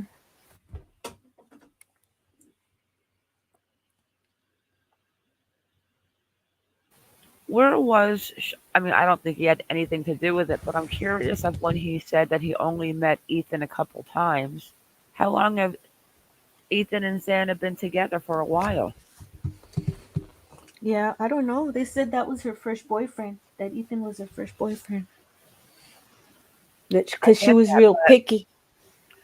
but if Ethan and Xana were together for a while, and Maddie and them were roommates for a while, and Maddie and Xana were in the same sorority, how come?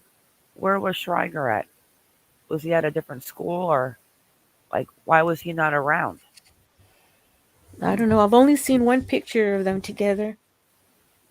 I've seen a couple of them on her Instagram. He's broken. This poor guy. Sad. We went to McCall. We All right, I'm gonna move it up, guys. floated the river and just hung out every chance we got. Mm.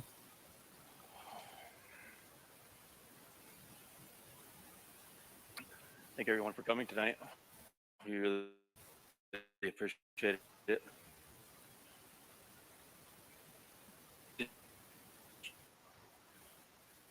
Watching her grow and mature when she become is truly priceless in hearts. She was the world to us. Maddie was such an easygoing, loving child growing up. Just patient and relaxed toddler most of the time. And as a teenager, she didn't really give us many worries or trouble. Anyone who knows our family knows that we're Steelers fans. I know. Favorite memory for me was watching the game with her. Steelers scored. I pick her up, and I'd hold her high in the air, and we celebrate together. And she'd always just laugh so hard at that. We'd just crack up and have a great time. She loved the water. She always looked forward to going boating and fishing with her papa, her Uncle Dave, and Aunt Nadine. She loved going on the boat with her friends and her boyfriend Jake, and we hardly ever saw her during the summer for the most part. Maddie was always inquisitive, curious, and eager to learn about everyone and everything. She absolutely loved younger children in her life, adored all animals, and never said no to any type of family gathering. Maddie loved travel, especially with her best friend Kaylee and her family. They were both in love with life and exploring. She looks like her That mom. played well when they met. They were inseparable from the 6th grade on. They were truly sisters, and our families grew bigger and better from that. The two of them were a force not to be reckoned with. They stuck together through everything.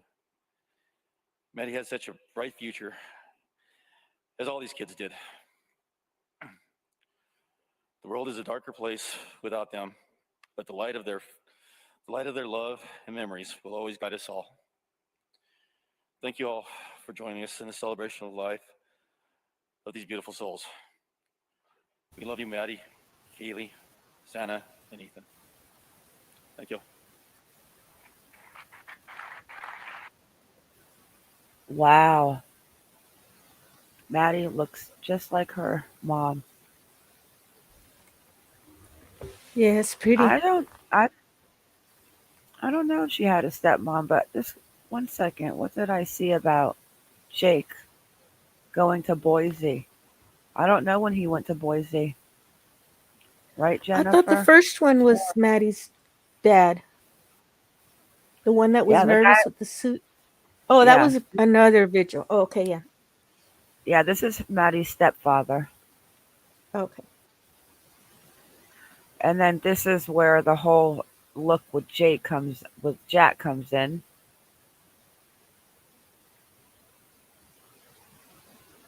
Yeah, he's got a paper. See, it looks like he's gonna make a speech, Hmm.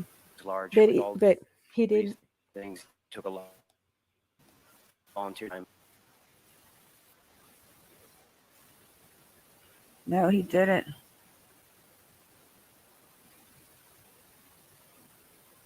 Okay. I want to thank Xana's family for putting this together. I didn't have to pick up the phone. I didn't have to write an email. I didn't have to do anything. And I know that an event like this large with all these things took a lot of people, and they volunteered their time. And we want to for this. Thank you.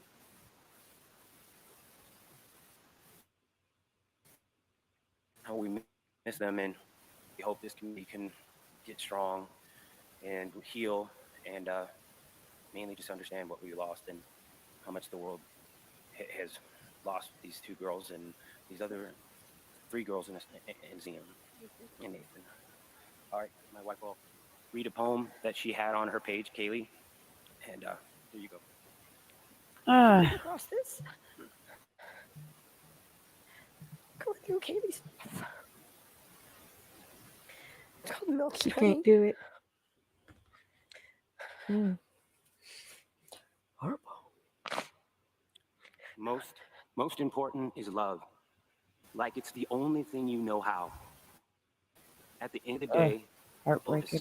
this means this page, where we're sitting, your degree, your job, the money, nothing even matters except love and human connection.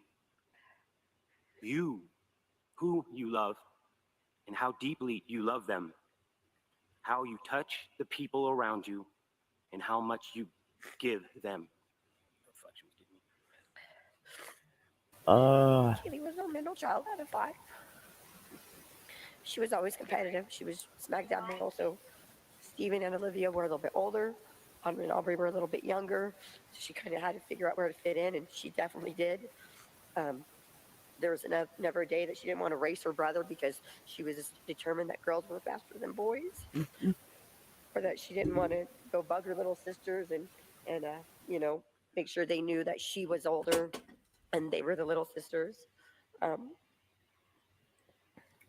Kaylee is a huge part of our family. The dynamics of our family will never be the same. Oh, guys. We know this is God's will. It's hard to accept. She was a beautiful girl. She started junior high with Maddie, as you all knew, and our family became 6 very quickly. There was a lot of friends throughout this family that came and gone and went and whatever, and we're still friends, but we don't see them that much. That wasn't Maddie and Kaylee were by each other's side every day. They went to other countries together. Karen took them to Hawaii together. We took them to Mexico together. They went to college together. They went to high school together. They lived in their own apartment together. They were sisters. She was one of ours. We're just heartbroken. We know it's just going to take time for everybody to heal, if that's possible. I just pray that it is. Thank you, everybody. You guys want to say anything? We're going to share just a little bit of a story so you could understand how Kaylee was. My father, who also passed away this year, he's that guy that sits in the lazy boy chair and has the controller and owns the room. Well, when he wasn't looking, he'd go probably get himself a beer or something, and Kaylee would grab his controller and pull the batteries out of it and go hide them. Like 2 years old, like 2 or 3 years old. Yeah, she was 2 or 3 years old. My dad would rant and rave that somebody was hiding the batteries, and we just thought he was kind of losing his mind because it was happening like 4 or 5 different times, and Kaylee would just sit on the couch with a big grin on her face and just watch what my dad would do and how upset he would get. And I believe that's around the time that my dad named her K-Bug, because she bugs everyone. And it stuck because it was appropriate. She wasn't perfect. She was our little girl. She was ornery, and we loved her for that. It was okay that was her signature, and nobody tried to change her. Similar to the battery story, back in the day when we had cordless phones, 3 or 4 throughout your house, going to my sister's, her favorite thing to do was to throw them in the toilet.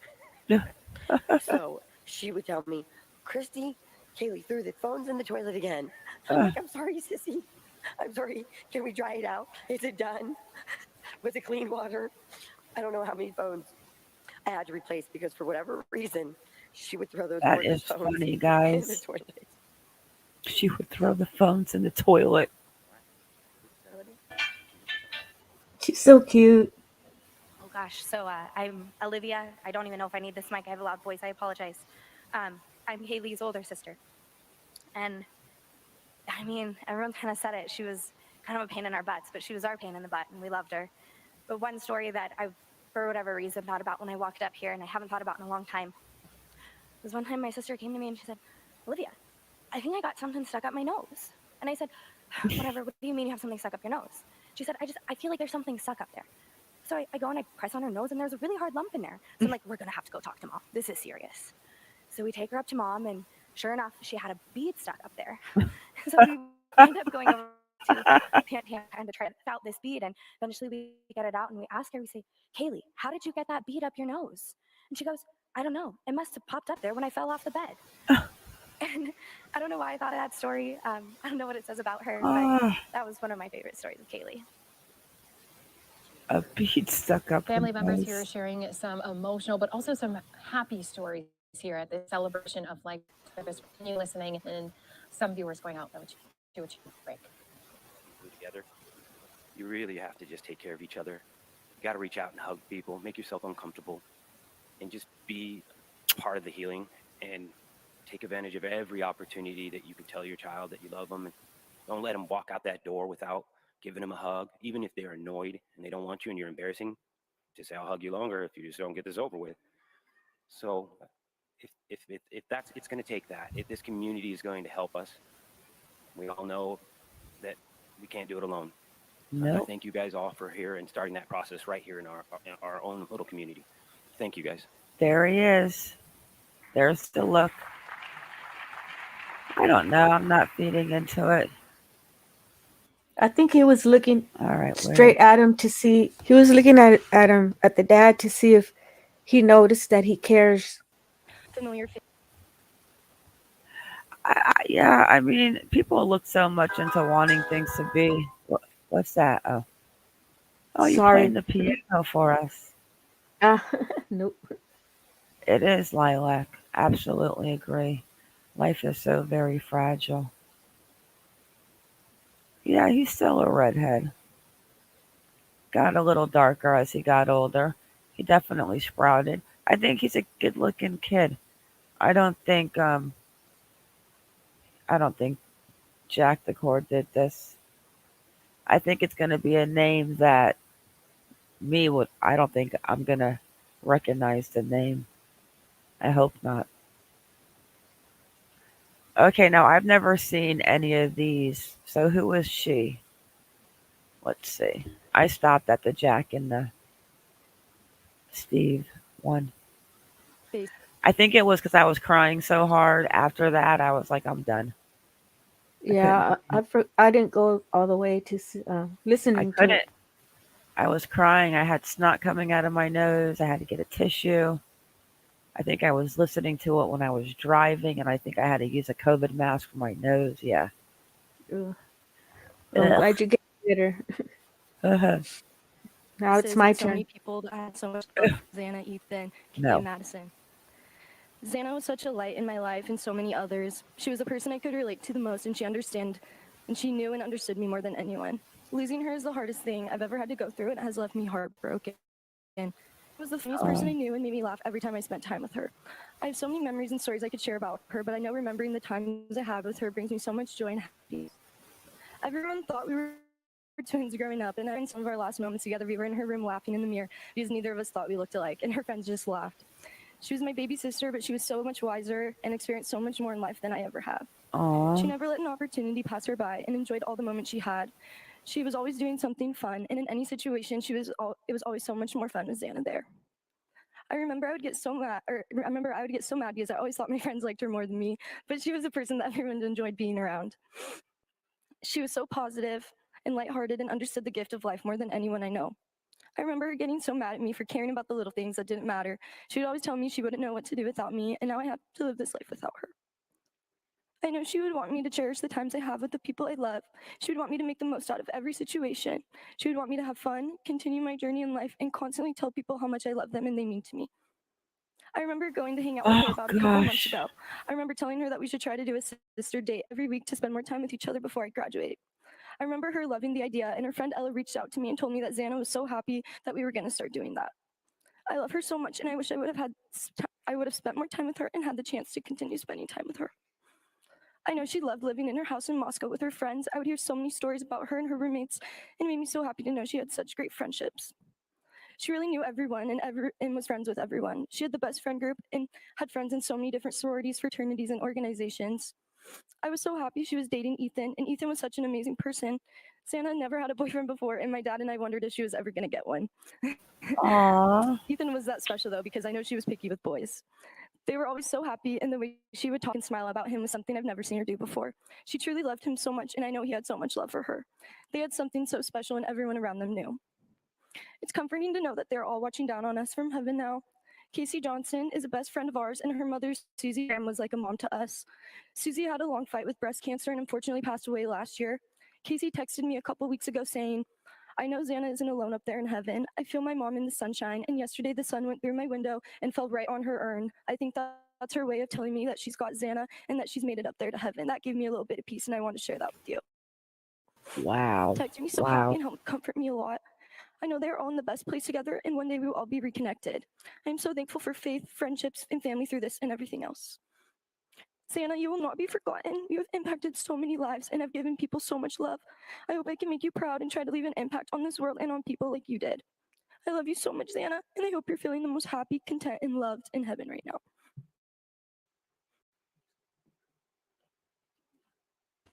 Oh my gosh. Amen. I'm Jeff and Xana's dad, and I think that Jasmine pretty much said it all. You know, everything that needs to be said, except for, you know, we're gonna miss her. We're gonna miss her more than anybody knows, and I know a lot of you people, the ones that know her, are gonna be right there with us. It's gonna be a tough road. That kid was just, she shone light to the day when you see her, and she taught me a lot of stuff. She taught me how to be a dad, and I didn't know that until she was gone. You know, it's like, Santa, you taught me something. I didn't know that. Oh my gosh. Like, she really became the woman that she was going to become. At the, you know, the last weekend I saw her, which was a week before that, she was taking care of the house. She was taking care of things. She took my keys from me. Said, "You had too much to drink, Dad. You can't drive. Why don't you ride your hotel?" She was being the mom to all the kids and the girls, and I was really happy to see her there, happy. And that's what I remember that weekend, is her being happy with the other girls, taking care of stuff. The house was beautiful, taking care of everybody. Everything was just about as good as it ever could have been in my picture as a parent. What it was going on in U of I, good grades. So I can remember that. Doesn't make it better, but it makes it a little bit easier. You know, to know that it wasn't like it was a, you know, there was issues, because there wasn't. We'll never know. I don't know. So, Oh my goodness anyways, gracious. that's all I got, and thanks everybody for coming. And, good. Thanks everyone for coming. My name is Kim, and I am Xana's aunt. And I'm going to give you my testimony today. Oh. At first, when we heard of the news, I was so angry that she was taken away, all these special people. I think it's going to happen to your family. And then I had to sit there with my tears and realize that I really was blessed. I was fortunate to have Xana live with me for a couple years. And the memories I want to share are funny. My kids were grown, and I had Jasmine and Xana for a while. And I'll never forget the time I go into the bathroom. I don't know if you remember this. And she'd found my Crisco, and she wiped it all over her body like it was body lotion, everywhere, all over the bathroom. Thank goodness there's simple. Needless to say, I just thought, Hey, Jay. you know, how you do. And another fond memory I have is we'd go to bed at night, and I lived in a house that the floor would squeak. And Jasmine would go, "And Kim, Santa won't go to bed."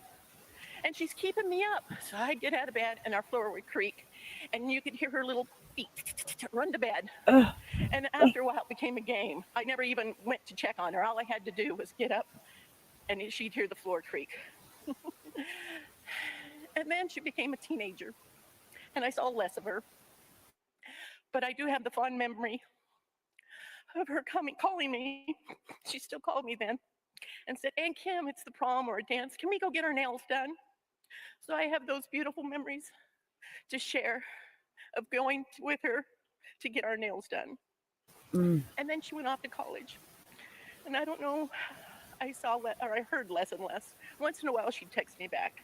Me neither, But Jay. not too often. And I know she was busy with her life. I mean, you know, we were all that age once. And then I heard that she found Ethan and fell in love.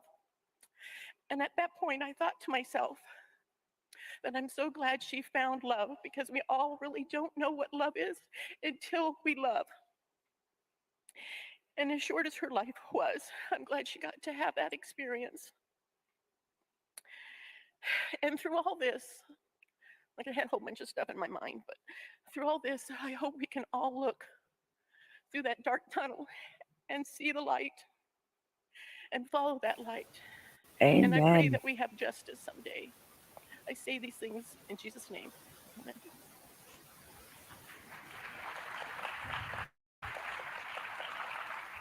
What happened to? You're killing me. What happened to what? The hunter.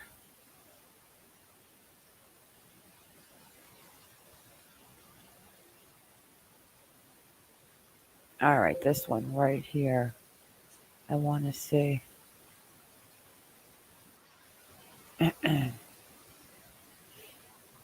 Hmm.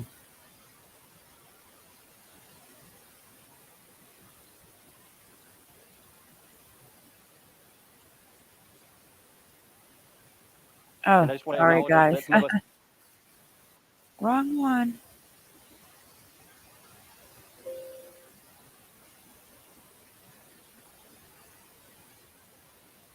Okay, here we go. I'm so glad Jesse's back. Not that I don't like her, but I like Jesse better.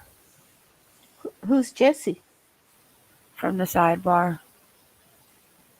Oh, okay. Yeah, I like Jesse better. Okay, this was out today. They have suspects. Ex-sergeant believes Idaho police on a verge of a breakthrough. Let's pray. That I can't discuss that. It's part of the investigation, but as soon as we can release that information, we will. The Moscow Police Department releases some updates in the Let's go University of normal. Idaho murder investigation. But what does it all mean? Retired NYPD Sergeant Joseph Jackalone breaks it down. Welcome to Sidebar. I'm Jesse Weber. We have some more updates for you right now in the University of Murder investigation. I'm talking about killings of 21-year-old Kaylee Gonsalves, 21-year-old Madison Mogan, 20-year-old Zana Kernodle, and 20-year-old Ethan Chapin, whose bodies were found in their off-campus home back on November 13th.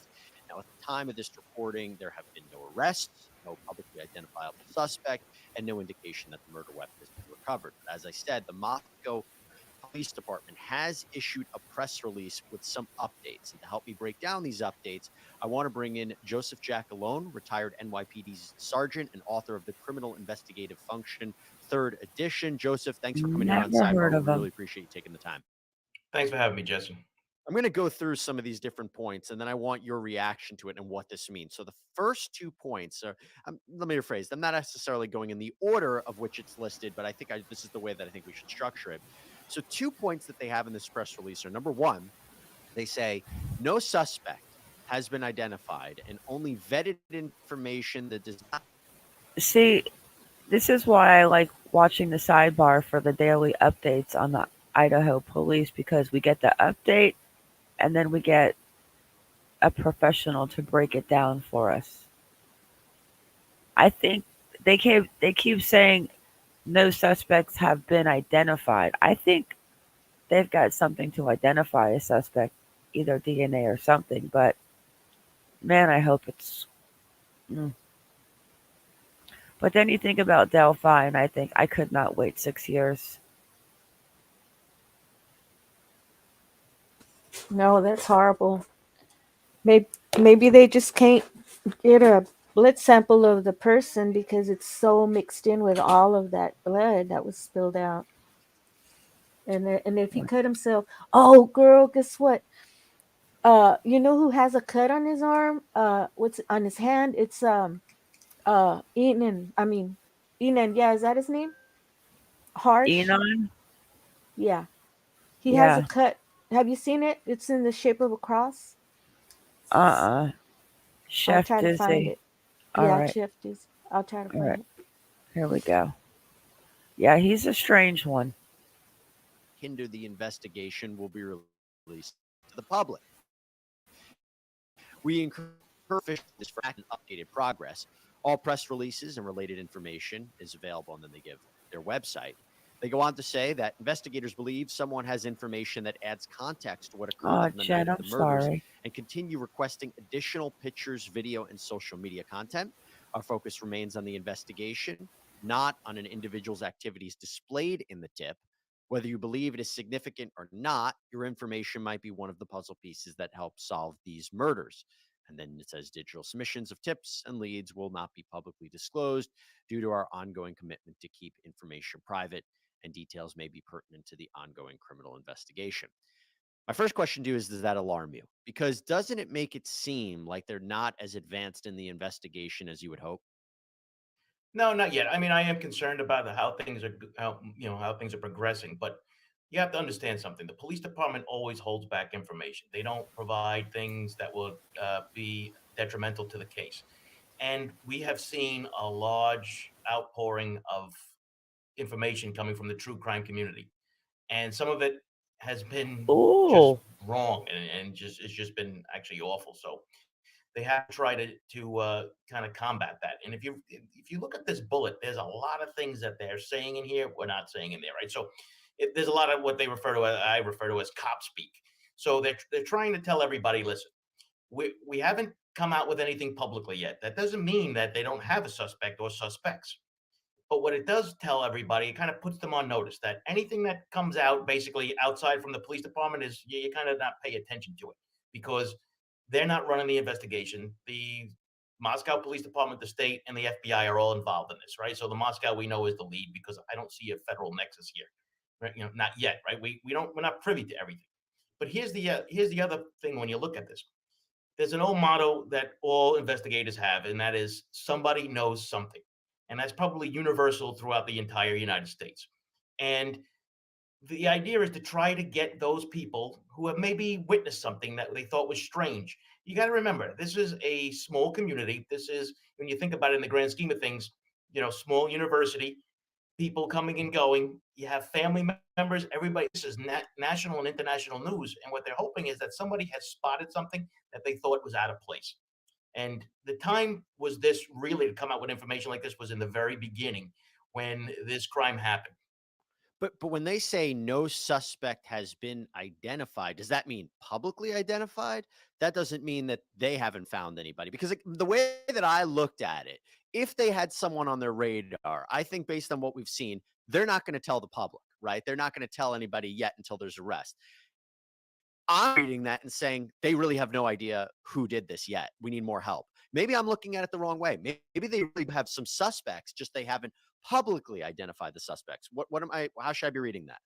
Well, yes, they're not going to, have, listen, I think that they do have suspects or people that they think are involved in this crime, whether it's an individual or individuals.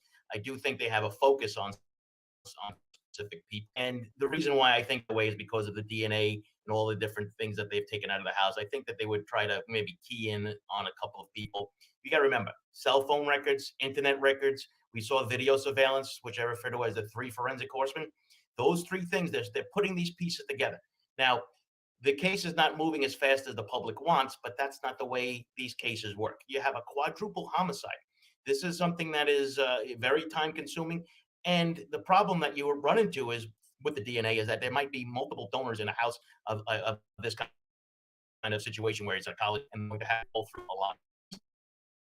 I believe that they have people that they were looking into, right? So they might need a DNA exemplar. They might need to be able to eliminate people. They're not going to keep, they're going to keep the public and specifically the perpetrator guessing, right? This is not checkers where the police move and the person moves. You have to play chess, right? You're thinking 3 moves ahead. And sometimes in policing with these criminal investigations, you have to play poker, right? Where you have to bluff people. So the lack of a specific target or anything like that, or even hinting at it, I think would be really bad idea, especially the way the true crime community, some in the true crime community has been really looking into these cases and coming up with their own, wild theories and kind of like some have actually interfered with it, right? We're seeing the release of videos and everything else, which is not good. And I'm going to get to that in a second. I do want to focus on one other aspect, the murder weapon. We don't have any indication that it's been recovered. Having said that, is it possible the police department has recovered the murder weapon, but they just won't tell us? No, I think they would tell us if they recovered the murder weapon, right? So the issue, unless they want to try to track down where it was possible, maybe there's a serial number on it that they can actually, trace that down. We have federal agencies involved in this, right? So we have, the FBI working on this. We have access to databases and those kind of things where they could find out. So listen, finding the murder weapon is extremely important in this case, but will it identify the person who is responsible? Maybe. You got to remember, the person who bought it might not be the responsible person who actually committed these acts, right? It could have been somebody bought it, somebody stole it, somebody bought it in their home and somebody took it from their home, right? Unbeknownst to the owner. So those things will have to be taken into consideration. You had mentioned something about, people online getting involved and how it could be a distraction. Well, one of the other bullet points in this Moscow Police Department press release is they say, at the time in this investigation, detectives do not believe that the female associate professor and chair of the history department at the University of Idaho suing a TikTok user for defamation is involved in this crime. The Moscow Police Department will not provide a statement about the ongoing civil process. Now, to give everybody a little bit more context about this, there was a woman on TikTok named Ashley Gillard, self-professed tarot card reader, who claims in a series of posts that a University of Idaho professor named Rebecca Schofield is the actual killer. She makes the allegation that Schofield was in a relationship with one of the victims. My gosh, that was crazy. It looks like he will be slow in arresting her. She's going to first go to another job. She's going to leave her current job and start writing. She's going to focus on her writing and she's going to isolate herself. So she's going to leave. That's after she backstabs the killer. She's not going to live up to her promises for him. I mean, she can't. So it's a change of plans. My She's gonna get gosh. She'll be isolated in some like cabin or a house somewhere. She's gonna focus on her writing, her books. She's gonna get a lawyer, but she's still gonna lose her case. She's gonna go to jail while her trial is pending. The final verdict will reveal that she's guilty and that she wasn't the person that everybody thought she was. See the zombie? It may take a while for this all to happen.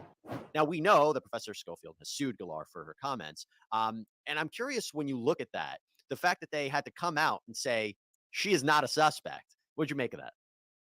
Well, I'm sure the professor's attorneys are very happy with that bullet, right? Because it actually leads off the press conference.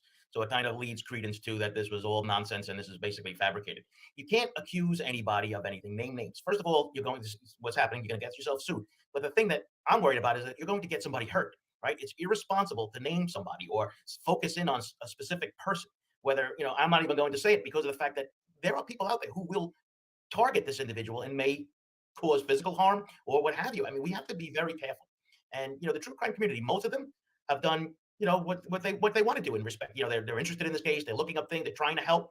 But there is a small contingent that is wreaking havoc, and we're going to see those people weeded out eventually. And if it requires filing a lawsuit, if it requires a takedown order, a cease and desist from lawyers, I think that this is unfortunately where we're headed. This might be, Jesse, the biggest case so far we've seen with social media influence to date, for sure, as far as I'm concerned. That's my opinion, of course. Maybe influencing an ongoing investigation. I remember the Amber Heard Johnny Depp trial. Man, social media was all over that every 5 seconds. The problem with this is, it takes resources and time away from the police department to address this and put it to bed. And obviously, what's really interesting is Ms. Gillard has doubled down on her claims that the professor is the killer. So something there. But there's another point in the Moscow Police Department press release. They say there have been numerous inquiries from members of the public and media to verify digital media published online. Any picture or video provided through the official public records request process is authentic. However, once a record is released, we can no longer verify its authenticity, as we do not know if anything has been altered. Detectives are aware of videos distributed by local businesses. What does that mean? It's quite unfortunate. We've seen at least one video released in its entirety.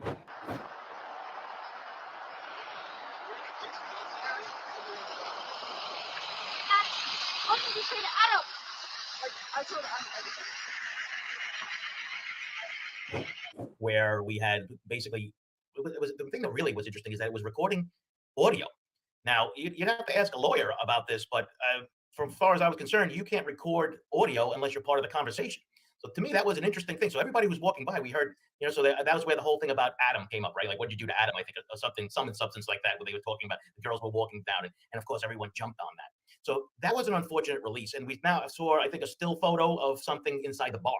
Yeah, let me address that real quick. So there are reports that there's this newly leaked image of what could be Gonsalves and Mogan inside a bar at 1:32 a.m. on the night of the murders. It's an image apparently from a surveillance video. Again, it hasn't been authenticated. Now, remember, it's believed that they got home close to, I think, 2 a.m. and we believe that the killings happened between 3 a.m. or 4 a.m. Yeah, talk to me what you make of that image that's circulating online. So yeah, so we have another release. Now this is actually probably some of the worst things that you could see what could happen in this situation, where we have either businesses who are sharing this with true crime people and they're putting it out on the social media or on YouTube or what have you. This doesn't help the investigation, right? This actually only now compounds issues. And we see the police department do this a number of times where they're answering out things specifically from the public, right? And that's not even the media or the press. This is, we don't have journalists and reporters asking for this stuff. We have people from all over the country.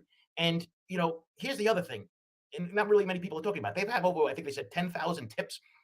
All right, that's kind of unheard of, which means to me that most of the tips that they're getting have little to no value, but the police department has to go through each and every one of these things. They have to be answered out somehow. So these are then time consuming. And you saw the FBI adding, I think it was 10 agents. If we're chasing down leads that have nothing to do with it, and then complaining that this is taking too long, I think we can kind of figure out exactly where the problem actually is. We don't specifically kind of that kind of cop talk in there too, that even if you think it's not important, send it to us anyway. So yeah, they don't want to prevent somebody who might know something from doing it. But here's again, I mean, they're dealing with an enormous amount of information, and I think that's slowing them down too. Let's talk about the amount of information that's coming to the Moscow Police Department, the amount of tips. So another bullet point in their press release is they say progress continues to locate the white 2011-2013 Hyundai Elantra believed to be in the immediate area of the King Road residence during the early morning hours of November 13th. Investigators believe the occupant or occupants may have critical information to share regarding this case and have identified over 22,000 vehicles. If you know of or own a vehicle matching this description or know of anyone who may have been driving this specific vehicle on the days preceding or the day of the murders, please forward that information to the tip line. Now, this is something that the Moscow Police Department has been looking for what, the last 2 weeks or so? What is your take on the fact that they haven't been able to locate it yet? Well, because of the fact that the information that went out, as far as I'm concerned, it came out later on than it should have. I think they should have released that information much sooner at the time to put a reward out for it, right? Especially right before Thanksgiving when all the families and everybody's come together, people have gone home from school or what have you. That was your opportunity to try to get some information out there. That being said, it's a good sign that they still believe that car contains a piece of evidence. That is not a good sign. This car should have been found already. I Like, still why think it is the was a decoy for like to throw us off, the internet sleuths. I think it was just they did that on purpose, and maybe you never know. a lot of people are saying that distract us internet sleuths, but I'm not digging into. I've dug in who I wanted to dig into, and the only thing about Xana's mom's drug charge is weird too, considering that she gets arrested for an Arizona drug charge. They let her go to Idaho. Her daughter's murdered. Then she gets arrested, and they let her off out on her own recognizance to see the judge.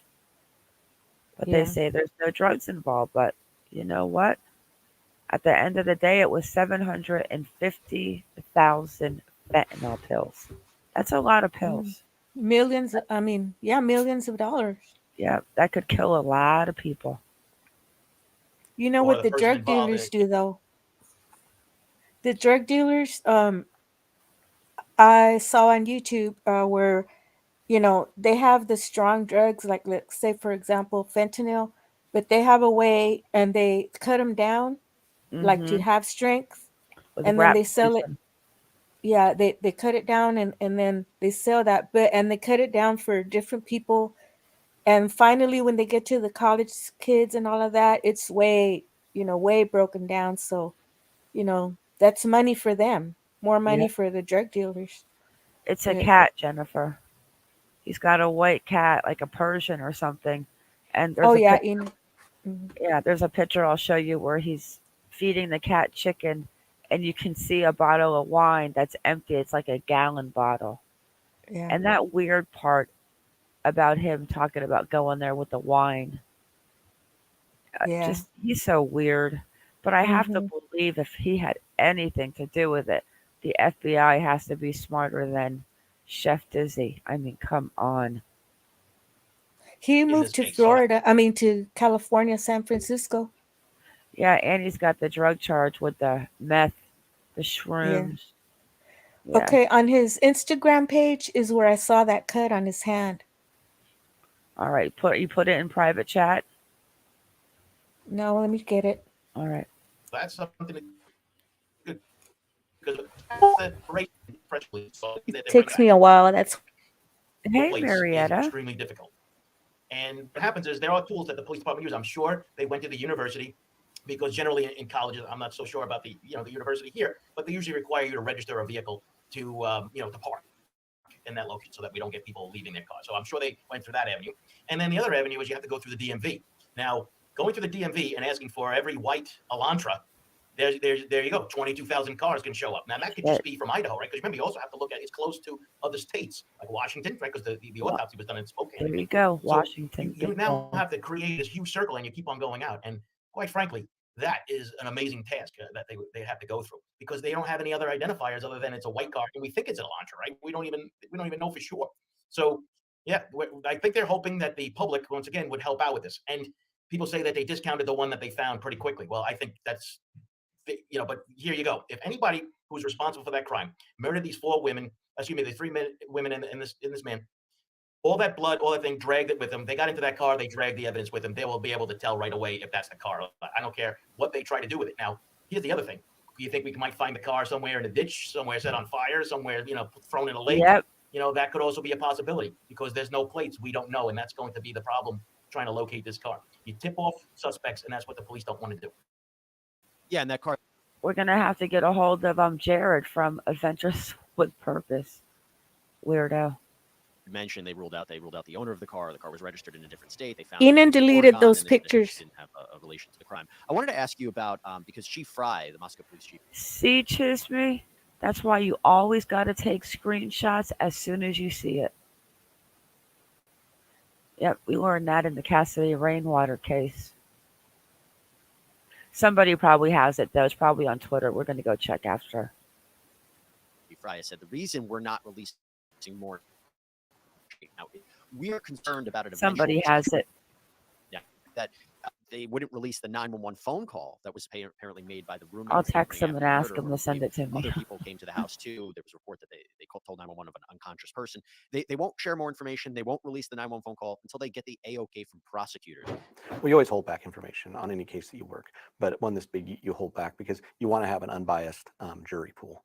And it's not just about today. It's about in a year from now or whenever we make an arrest and go to trial. We want to have that pool of people who can look at the case and not have all the facts to that to make the decision to find this person guilty. Is that standard operating procedure? They're concerned about a prosecution down the road. He said he was afraid of tainting a jury pool. Well, no, it's absolutely important. So when you're investigating any homicide specifically, you have to believe that this case, you're going to catch the person and that this case is going to trial. I wonder if he knows Duty Ron. Now, here are some issues, though. We saw statements made by the coroner that I thought were pretty bad, in respect of locations of wounds, how they was dead. I've never seen that before. And then we saw the prosecutor himself doing interviews and making statements about telling people they think they should give themselves up and this and that. Once again, never seen that before either. So, and I think we haven't seen that now in a few weeks. And I think people finally got the message on that. If I was the chief when that was happening, I would be extremely upset over this because once again, you're preparing for court. And at one point I even did an interview. I said, at this point, I think that the state attorney should be looking to maybe take over this case after hearing what the prosecutor was saying. And I think that still is something that could happen down the road because once you make public statements about a case that's an investigation that's ongoing and you're talking about things, it could be detrimental to the case because of the fact that, remember, this is if you live in New York or Chicago or Miami and you look at Moscow, Idaho, I mean, this is like a neighborhood in those kind of cities. So it's a small place. And yes, you can taint your jury pool. And then you're going to go through the thing about people trying to say, the defense attorney say we want to take it out of the area because they're not going to get a fair trial. I mean, it just adds all kinds of things to it.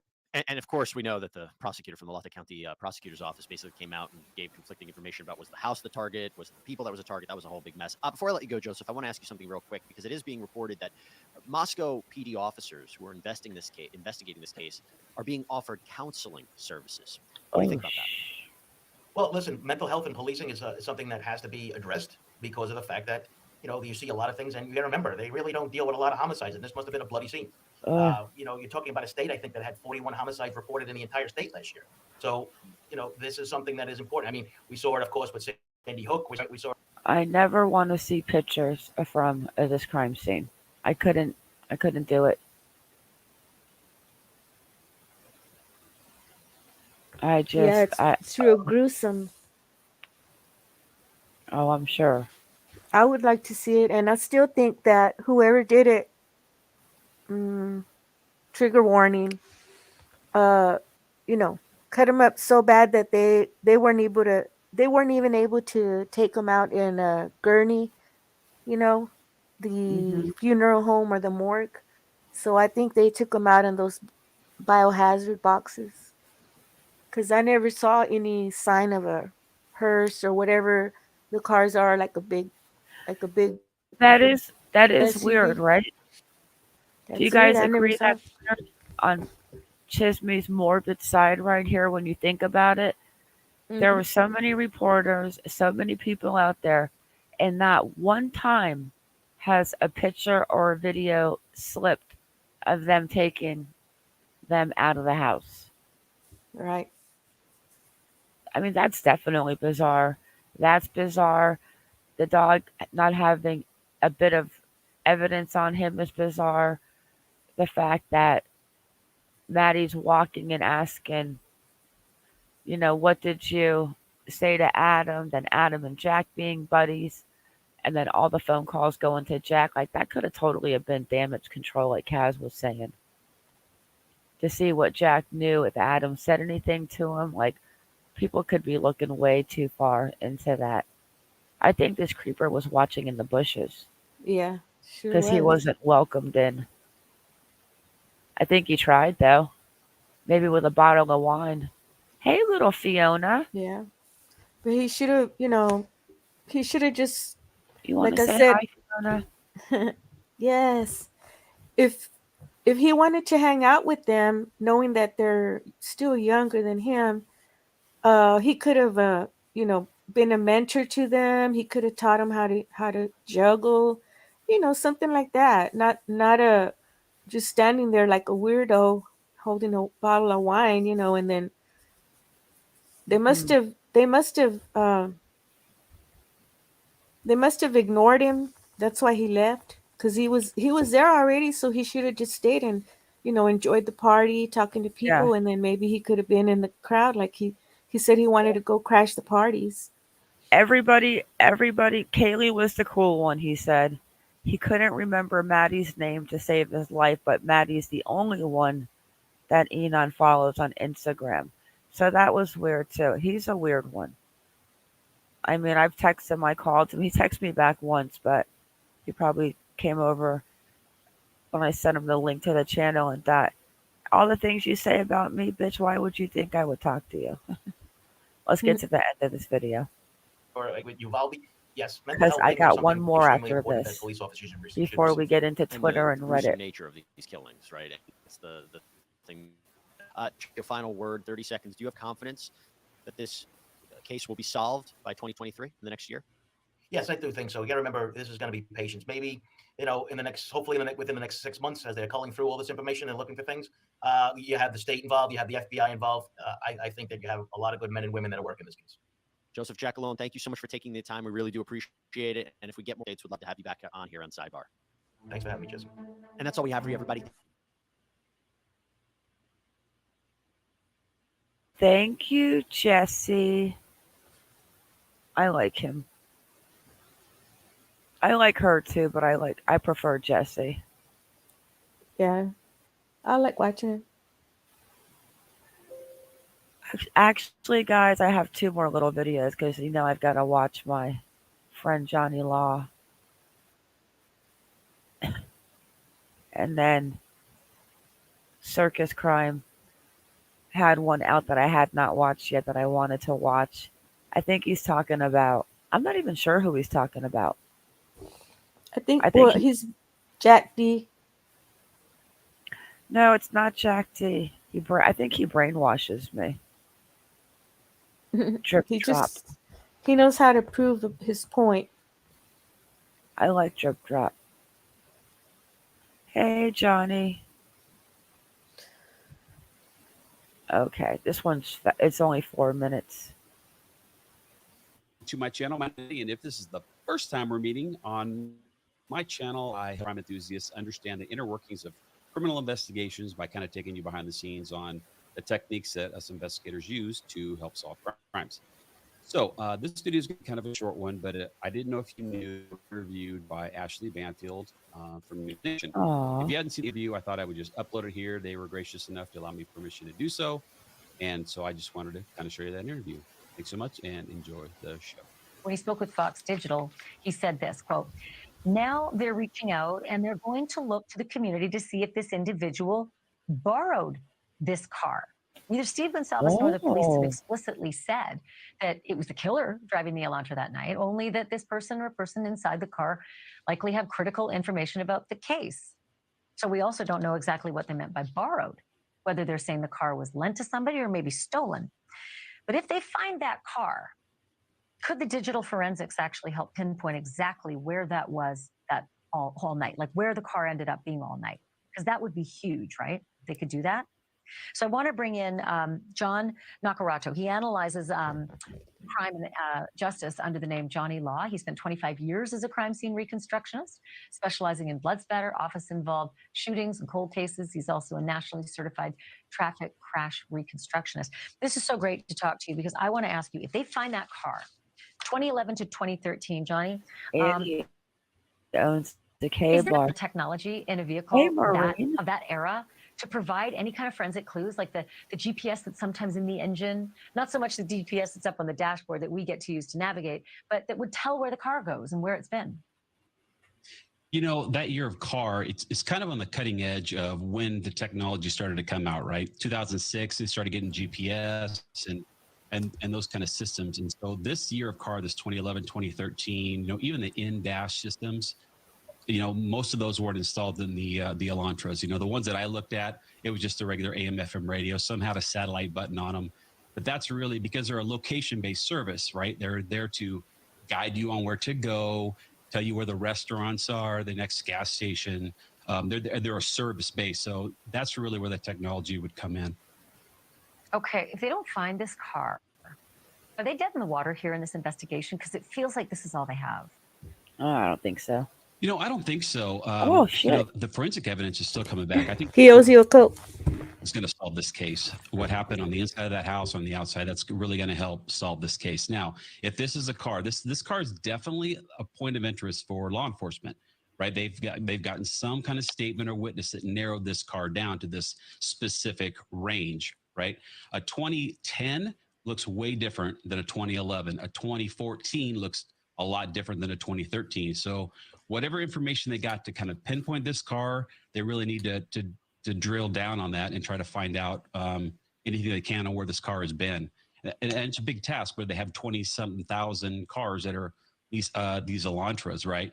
But if you start to kind of dive down to the VIN numbers of these cars, you can actually see if this car was made in Korea on a 2013, did it come in the color white? If it didn't come in the color white, then you can start to rule out different things on the VIN numbers. I am flat out of time, but I want you to come back because you know a lot of this. I don't think for Johnny left you so much. Appreciate it. And everybody, thank you. Thank you, Ashley and Johnny. I like Johnny. Johnny Law.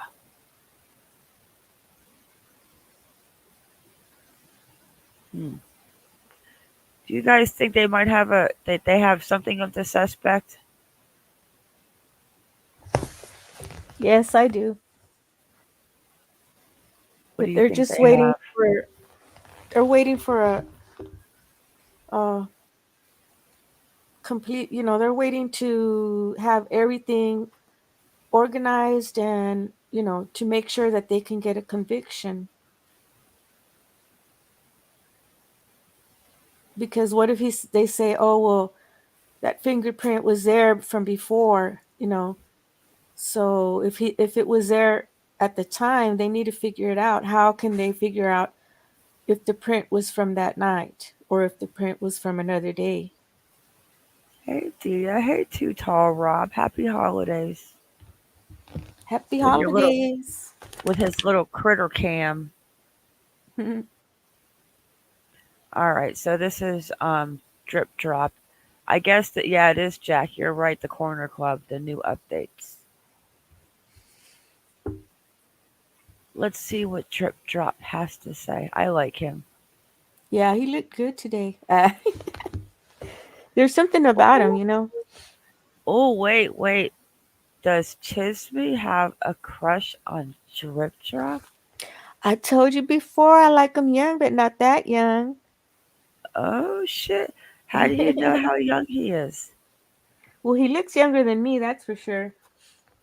Okay, I but think you he's like him. 29, but I don't like him that. I'm 69. I'll go all the way back to 40. You are not 69. I mean 59. 59. What the hell? But Jesus. I'll go back to 40. 40 years Hey, old, and that's it. No older. Maybe a I'm little gonna bit drop younger. drip drop. I'm gonna drop him a link to his comment right now and tell him to come over and join us.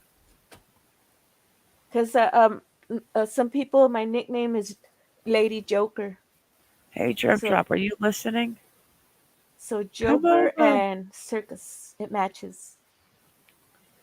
I'm gonna leave him a comment under here and tell him to come over. Yeah, Watch your he's boyfriend, girl. awesome.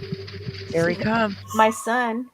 Good evening, ladies and gentlemen, and welcome to Crime Circus. My name's Drip Drop, and I'm your host as always. We Hey, have Drip Drop. breaking news. A new image has recently surfaced on the internet from the security camera at the Corner Club Bar in Moscow, Idaho. And we're going to have a discussion about that in this video, as well as some other things. This video is going to be short and sweet, and we're going to dive right into the information that you want to talk about and discuss. Short Before we get started on this video with our analysis and speculation and guessing, I want to make very clear, everybody mentioned in this video is presumed innocent of any and all crimes, and nobody's being accused of anything in this video, and nothing in this video stated as fact. This entire video is purely speculation, guessing, and opinion only. There's a killer on the loose out there, and we just don't know who did this crime. And together, with all of us investigating, maybe we can find justice for the families somehow, some way. Let's jump right in and check out this new image from a surveillance video that's recently been released on the internet. First, I'd like to direct you to the date and time on this image that we're looking at here. It's November 13th, 2022 at approximately 1:32 a.m. In the upper left-hand corner, we can clearly see Kaylee and Maddie. They're talking to a man wearing a light gray hoodie as well as a baseball hat. Well, what do you think? Is that Jack Decor talking to Kaylee and Maddie at the Corner Club Bar at 1:32 a.m.? Also, Wait a second. I have to go back. Isn't he a little short to be Jack, honestly? Jack is tall. He's sitting down Oh, though. he's sitting down. Okay. Okay. He's smiling there. He's in a good mood. Yeah, he's sitting on a bar stool. Okay. I was like, isn't he a little short to be Jack? But yeah, that looks like Jack's face and the beard. Okay. talking to a man wearing a light gray hoodie as well as a baseball hat. Well, what do you think? Is that Jack Decor talking to Kaylee and Maddie at the Corner Club Bar at 1:32 a.m.? Also standing just behind Kaylee and Maddie appears to be the hoodie guy. Is that Jack Showalter? Are we seeing Jack Showalter, Jack Decor, Kaylee, and Maddie all at the Corner Club Bar at 1:32 a.m.? Let's take a look all the way to the right side of this photo. Is that Adam Latta? Adam Latta, the bartender? The Adam that was told everything? Let's look in between what might be Jack Showalter and what might be Adam Latta. Oh, shit. Is that a police officer standing there? Some people on the internet have told me that it is. I was recently provided these images to do a side-by-side comparison. Maybe the one on the right, but not the one on What is that? not the, I have no idea the other, and even if it is, The way it he doesn't holds his necessarily mean pockets. anything. I know a lot of you out there have a much higher IQ. Love. Huh? I didn't say anything. Girl, what'd you say? I didn't say anything. I hit the desk. I'm pissed. No, just joking. Do you think Yeah, that I he just do you Go think ahead. this is a filter? Or do you think he does his makeup like this? I don't think he does the makeup with the spiders like that. Or is that a filter? I was thinking that's a tattoo. You Like don't the think eyes that's though. Jack Decor, Jennifer?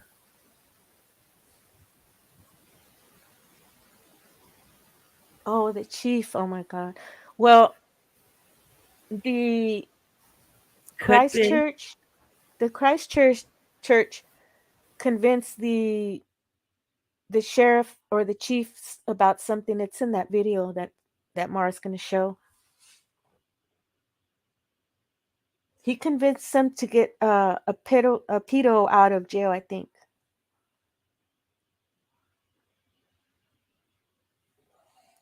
So they're close friends.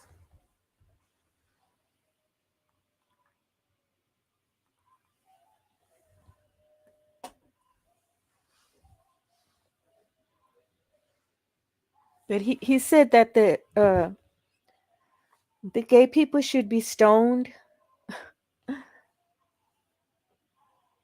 And of course, he says for the women, we have to submit to the man because all of that is in the Bible and it's true.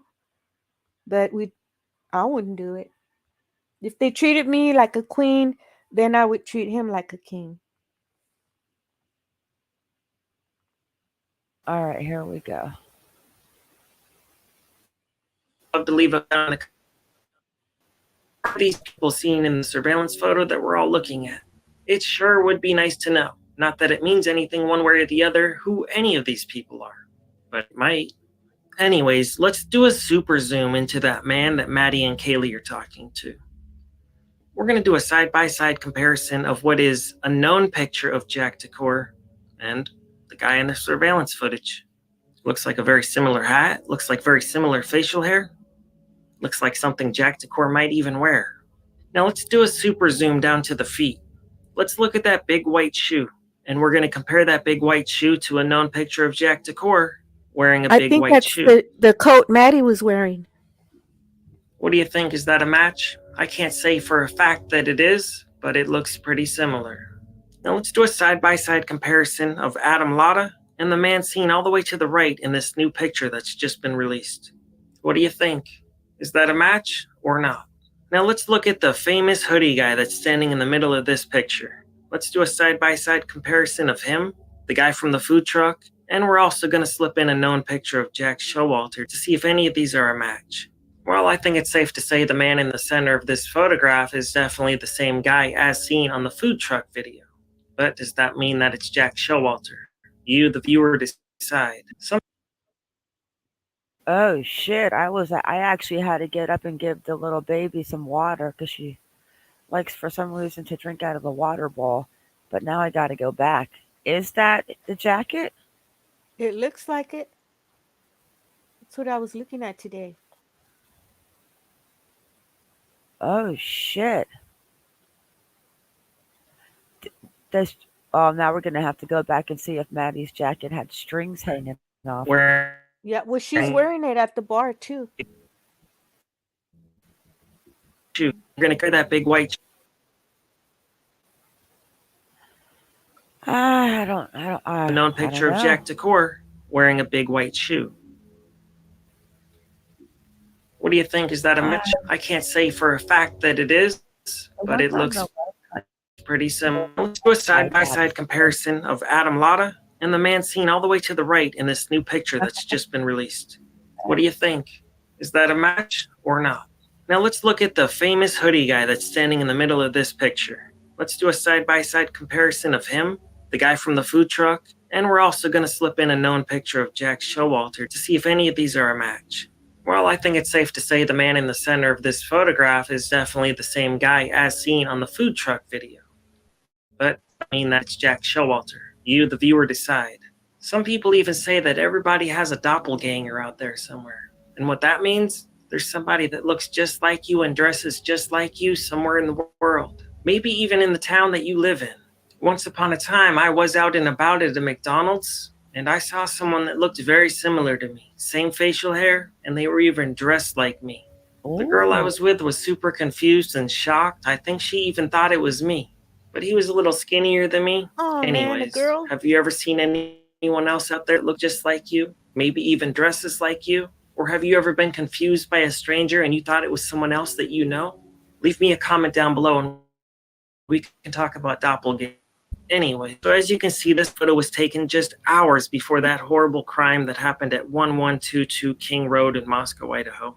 Does this shed any light on the investigation? Does this answer any questions? Or does this only give us more questions? Are we only more confused now? Is that Jack Decor? Is that Jack Showalter? We know for sure that's Kaylee and Maddie. But what about the other guys in the photo? I can't possibly solve this crime on my own. All I can do is ask questions and hope someone out there much smarter than me can solve this. Anyways, I know that's a lot of information to soak in, a lot of questions to ask, a lot of things to ponder. We shall. So moving on, let's take another look at the surveillance video of Maddie, Kaylee, and the hoodie guy shortly Okay, after they guys. left Corner Club. As we see in this surveillance video that a lot of us have already seen, the man that Kaylee and Maddie were talking to at Corner Club is not in this footage. If that was Jack Decor, well, Jack Decor's not seen on this video right here. And if that was Jack Decor at Corner Club, why is Maddie? Why is this mysterious hoodie guy walking with them to the food truck? Possibly the other Jack, Jack Showalter. This case really is one of those super mysteries. People are investigating it worldwide. Everybody from the crime circus cult in the USA to random anonymous people in South Africa, all the way into the Netherlands. I know Grizzly True Crime's investigating this case. Maybe the Grizzlies and the crime circus cult can put our minds together and figure something out about this. Anyways, back to this surveillance footage. I'm going to play this surveillance footage and I want you to think real hard about what you hear. I'm going to play it without subtitles, and then I'm going to play it with subtitles that I typed out with what I think I hear in this footage. We all may hear something a little different in this video, so you let me know what you hear. What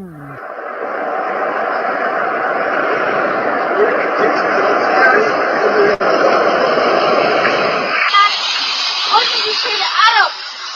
Like, I told Adam everything.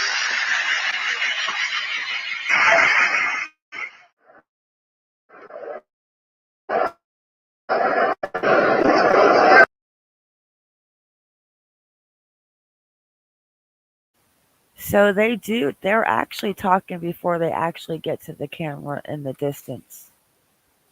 Huh. Now we gotta go back. What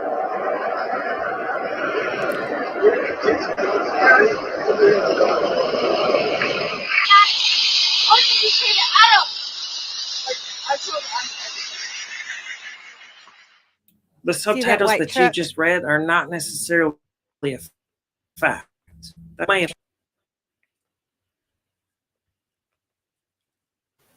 Go ahead.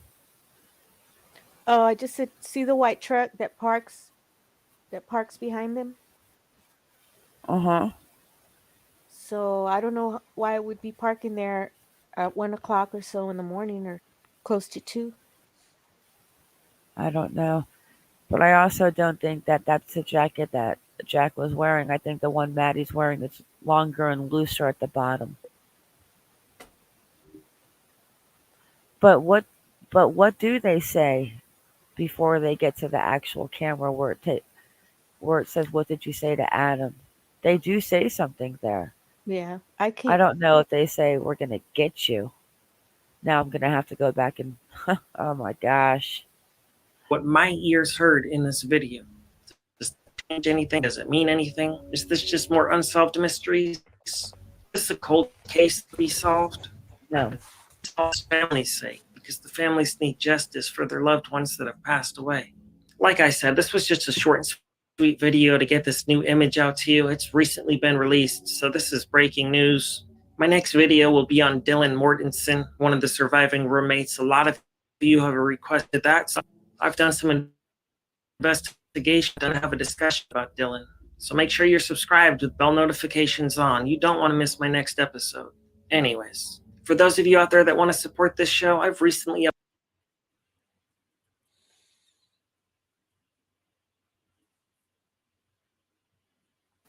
Oh, Dragonet Chisme. He's gonna do says, one on Dylan. ooh, nice. Dragonet says that she heard, so you're gonna ditch those guys because they are incels.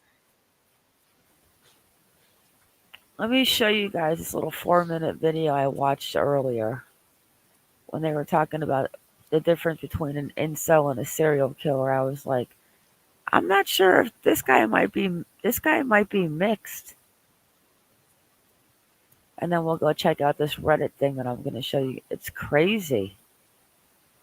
Okay, I'm looking forward to that because dang, it's getting deep. The hole is getting deeper, Alice. Okay, where is the one on?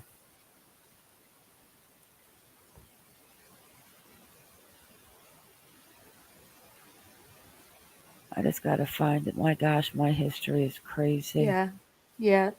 There is a white truck that pulls up behind him, pulls into the parking space, and I can't remember who they said has a white truck. I know that Jack. I mean, I think Jacora has a brown, a dark truck, a black truck. I don't know.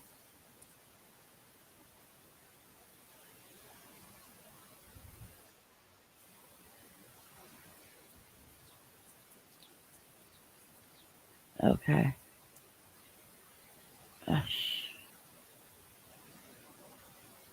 All right, let me share my screen. Hey, Hi, Leisha. Alicia. Now you owe me a coat. Uh, If you're old enough, you know what that means. the difference between a serial killer and a mass murderer. I mean, we honestly do not even know what this one is yet. Right. When you think about it, Mm-hmm. Myers. No serial Hey, Michael killers in Myers. mass shows and movies. But what is the difference? Keep watching to find out. The term serial killer wasn't used before FBI investigators Robert K. Ressler and Johnny Douglas coined the term in the 1970s while doing research on violent offenders and interviewing serial killers for criminal profiling. Ressler was inspired by the movie terminology serial adventures, which was used to describe a series of films where each episode ended in a cliffhanger, and the audience was left with a desire to watch the next movie to see what happens next. Ressler compared that to a killer who had the desire to commit a series of murders to be satisfied.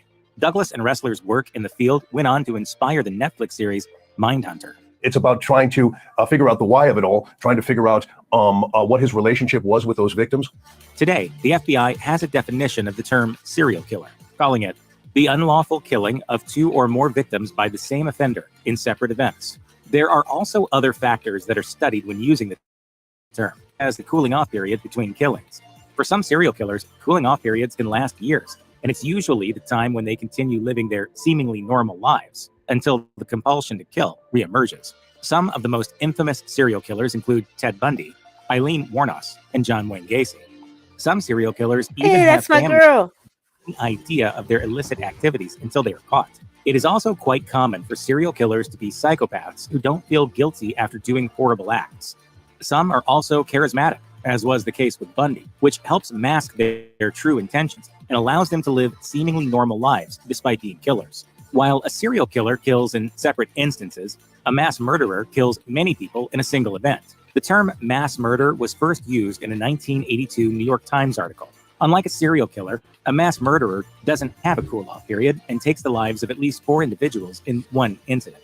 Those who commit familicide, which the perpetrator takes the lives of several family members, also fall under the category of a mass murderer. According to psychiatry professor Dr. Michael Stone via Crime Museum, mass murderers are typically loners who don't have many friends and struggle with social interactions. Their motivations for killing are not easily identified, and most are not diagnosed with psychosis, but may have had paranoid tendencies that may lead to mass murder. Mass murders can be carried out by individuals, organizations, or even the government. An example of a mass murderer is James Oliver Huberty, a mentally unstable man who randomly opened fire at a McDonald's restaurant in California in 1984. He killed 21 people and left many others wounded within an hour of the attack. Although serial killers have varying motivations when they kill, in most cases, they do so to achieve gratification after they commit crime. This sets them apart from one-time killers who don't get the same satisfaction. craziest thing about Charles Manson is that he did not kill one person. Well, maybe. I mean, I don't know if he killed part of his members or his tribe, but he sent his little followers to do all of his work. Yeah. Crazy. According to college I think Maddie's wearing Means Jack D's jacket. Bundy, both led either by financial gain, anger, and satisfaction, among others. On the other hand, per the Los Angeles Times, the majority of mass murderers experience triggers leading up to their crime. The trigger may be losing a job, being left by a significant other, or a big crisis that may be experienced by any individual. The difference is a mass murderer's response to the problem. Political issues and racism are other common motivations for mass murderers as well. These criminals often show drastic changes in behavior and express to those close to them their plans to kill. As shown in a study conducted by the FBI in 2018, 77% of mass murderers plan their attack at least a week before they commit the crime. Ultimately, although there are differences between serial killers and mass murderers, both commit horrible crimes that leave many loved ones devastated. Wasn't that a little interesting video? Yes. Thank you for that. Reddit. I learned more. I'm learning. So I wonder, hey Alicia, I don't know what you missed. We went over 4 interviews. Yeah. We went Mar back started at the beginning. Yeah. Mar took went us back to the Mar visual. took us in a time machine. She took us back. But that's interesting that was something I learned that I didn't know, that Ethan knew Madison before he knew Xana. Huh. How many of you in chat think, oh, I have the polls to go over, but how many of you in chat think that Ethan and Xana were the target?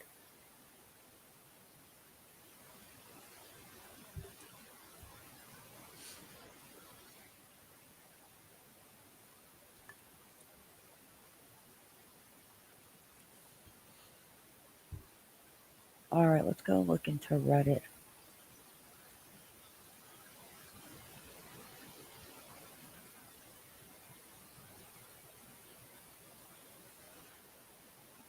I don't know what that is. Oh, that's the name of the group. Never mind.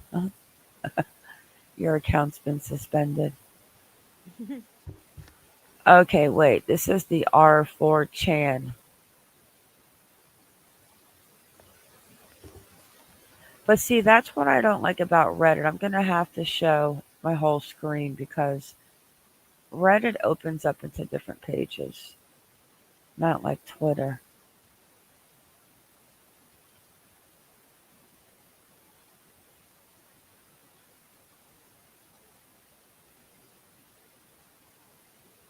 Okay. Well, 19. This is the 4chan.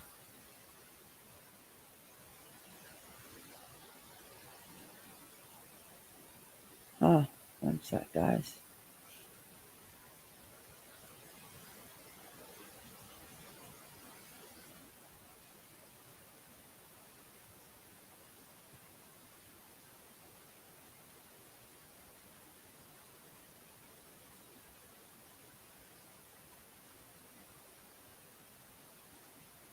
I don't know what this is. Okay, well, that's that. Here's the little. Oh shit! I don't know what this is, guys. Maybe a trigger warning. But that little green guy, this little guy right here, that's the little symbol for the incel group. Oh, it is? Because they're wearing a ski mask. Oh my God. The ski mask, guys. Do you want to read that, Chiz? I'll try. Ah. It says, oh, where'd it go? Oh, shit. Okay. You want me to read You it? want Or to write sure? that? It says, if you like the ICK, you're gay. Women like the ICK, therefore they are gay. Wanting sex with gays is gay. You want to have sex with women, therefore you are gay. The Jews got you all. FAGITS. Oh my gosh, people are strange. I don't understand that. So everybody's gay? I don't know, but is this. Wait a second, what does this say? That's so small. Holy cow. hmm It says, "Be Who me, is. anonymous." Can you hear me? Cause I have to. Oh, Yeah, did I you want me to hear you. read it? Oh, I mean, okay. I have to look at chat. I am really not understanding what the hell is going on right now.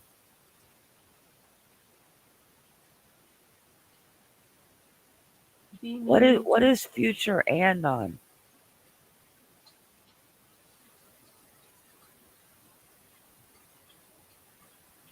I'm confused. Drop $50. What is it? This is our Chan. This is where we were going for the feed, all of that feed on the Moscow 4. What are they talking about right now, guys? What is this?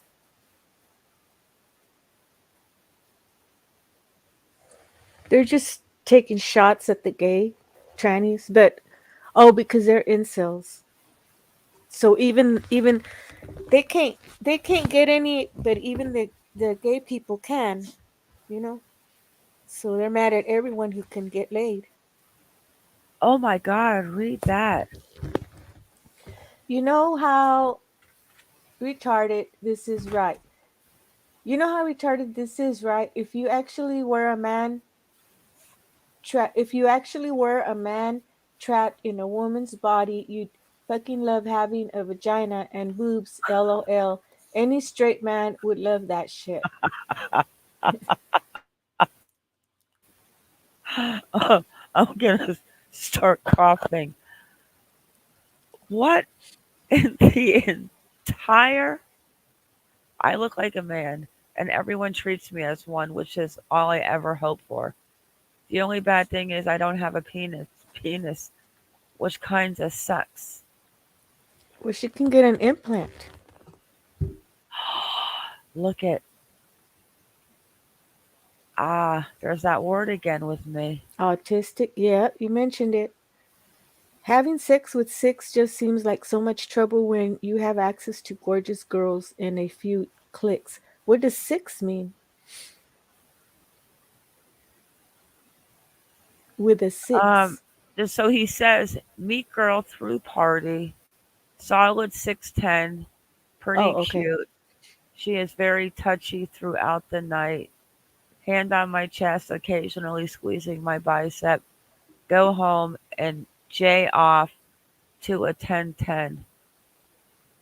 Yeah, to a poster or something. So that's what he means by having sex with a six. She's a six instead of a 10. This is crazy, guys. Okay, let's go. Let's go see Okay. what's going on with the Idaho 4. Okay, I'm gonna take my puppy outside. Oh, they stopped there. Okay, let's go I'll check be that right out. back. All right. All right, can I find this?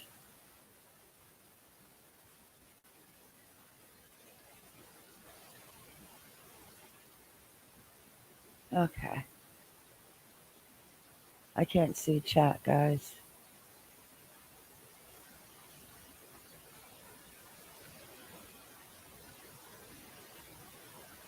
I have no idea what a mega thread is. I'm still learning Reddit.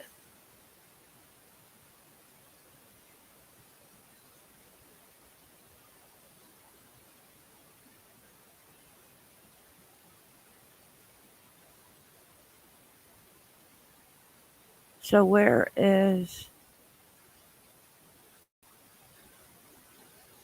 Oh, okay, I see.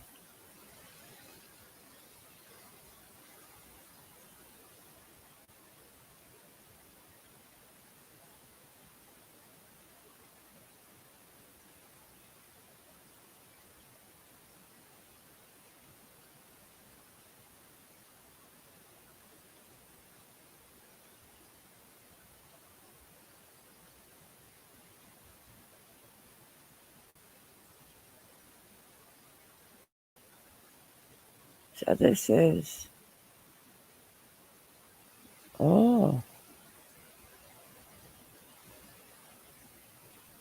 Maddie nor the murders have any connection to an Idaho student that allegedly committed suicide in February of 22.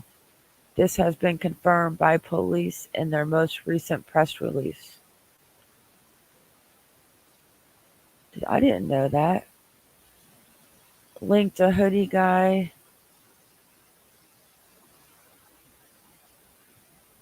The identity of hoodie guy has not been confirmed by Ellie, therefore no speculation as to the identity of HD will be allowed. Link to dog.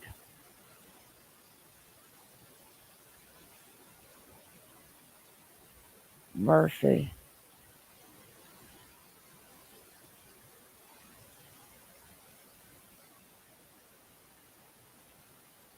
Hmm.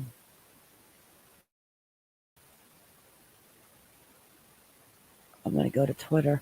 I really hope this case is not. I mean, I know they have a lot of leads, but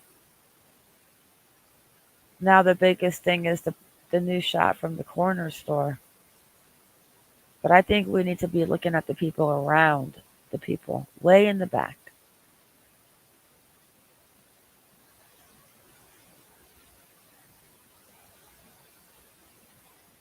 I'll show you guys something scary though.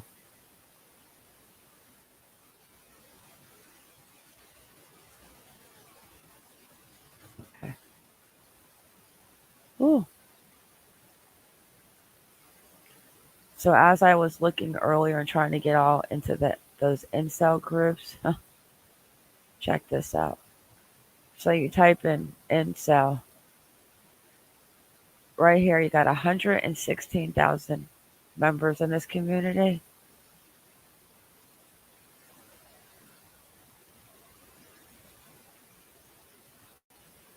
I mean, I had no idea that this existed.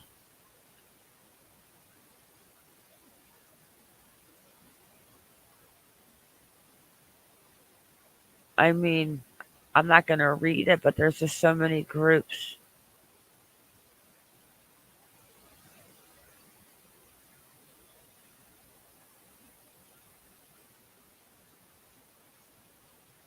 LOL.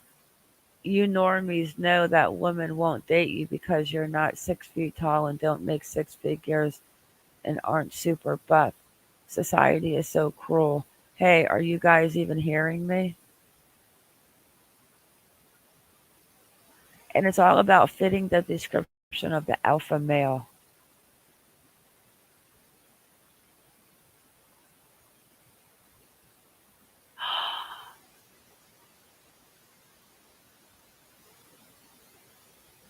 What is a FOIDS? Please send me videos of Floyd's getting punched.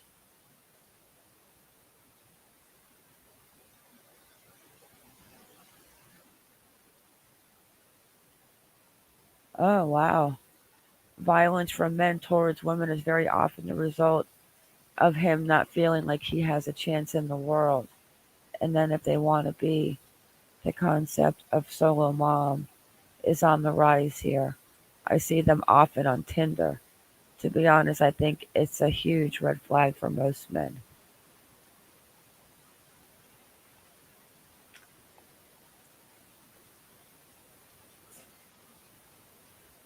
Wow.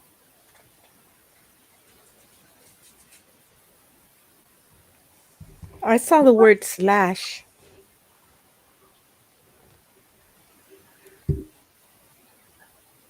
Let's create a peaceful and helpful subreddit named Iranian Woman Tear. As you know, the Taliban government doesn't owe female anything. They must work on themselves to earn. Oh my gosh. It's funny that we were talking about this. Who are you, inseller satire?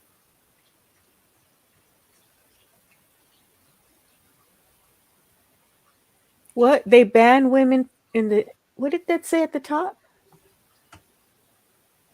more higher. They ban women from university. Oh, okay. You know what It they is do? It's going to be graphic. Can I tell you what they do? no, but isn't it weird how we were talking about this, the Muslim, on how women dress and how it could have aggravated him the Yeah. way they were dressed too? But I know you said no, but I wanted to tell you about the surgery that they give the women. Uh, this girl, this comment down here is the best. Trying to behave as though he's. What is, wait, guys, what is a jeb and what is a foid? Go ahead if you want to tell us. Jeb is like a hillbilly. I was just going to tell you, and it's very common what they do to the little girls. It's very graphic, but they do surgery and cut off their You're wrong. It's clitoris. woman's breast. Yeah, they cut off their clitoris so they won't have that sensation. And they do that in Ethiopia too. Sometimes it goes wrong and they die. Yeah, I heard about that. That's like a punishment. Let me see what a foid is. Shoot, I need my clitoris.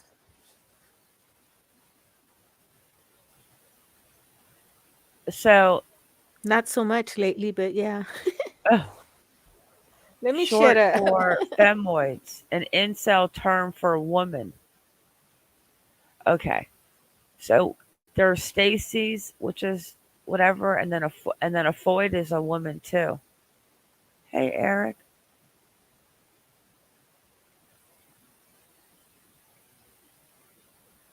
I like that one comment that says, "Where is it? Wait. Does this guy think Iran is Afghanistan, or am I missing something?" Oh shit. Okay, that was a little weird.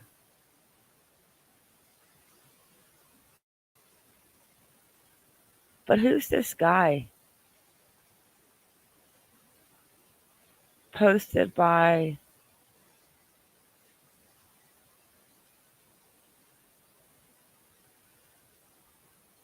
I'm confused.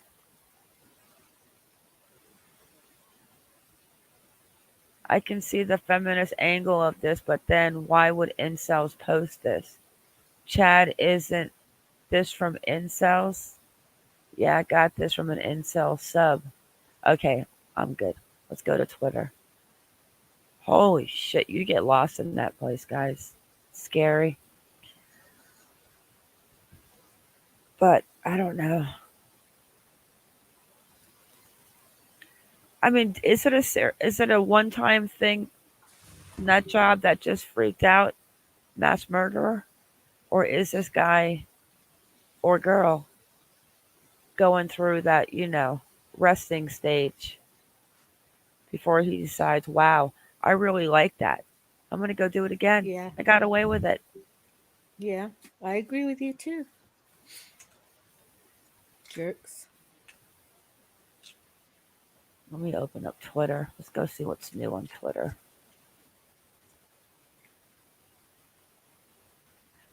Every time I open Twitter, Kylie Rodney's there. I don't understand it. It's weird. Yeah, I thought Ryan Upchurch was going to get back into the case, but he decided he wasn't going to do it after all.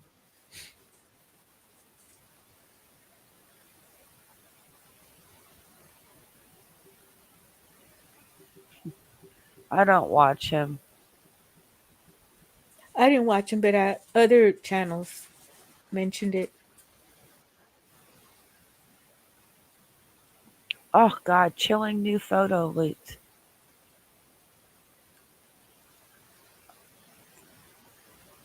College kids, you're not an adult because you're in college.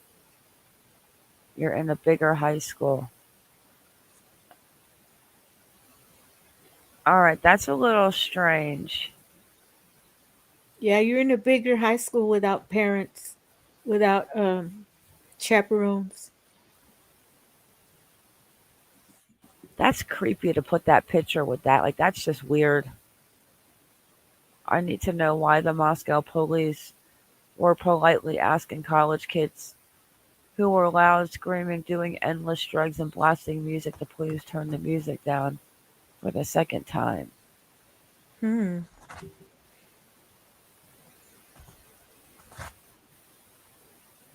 December 30th at 3 p.m. Celebration of life for Maddie and Kaylee.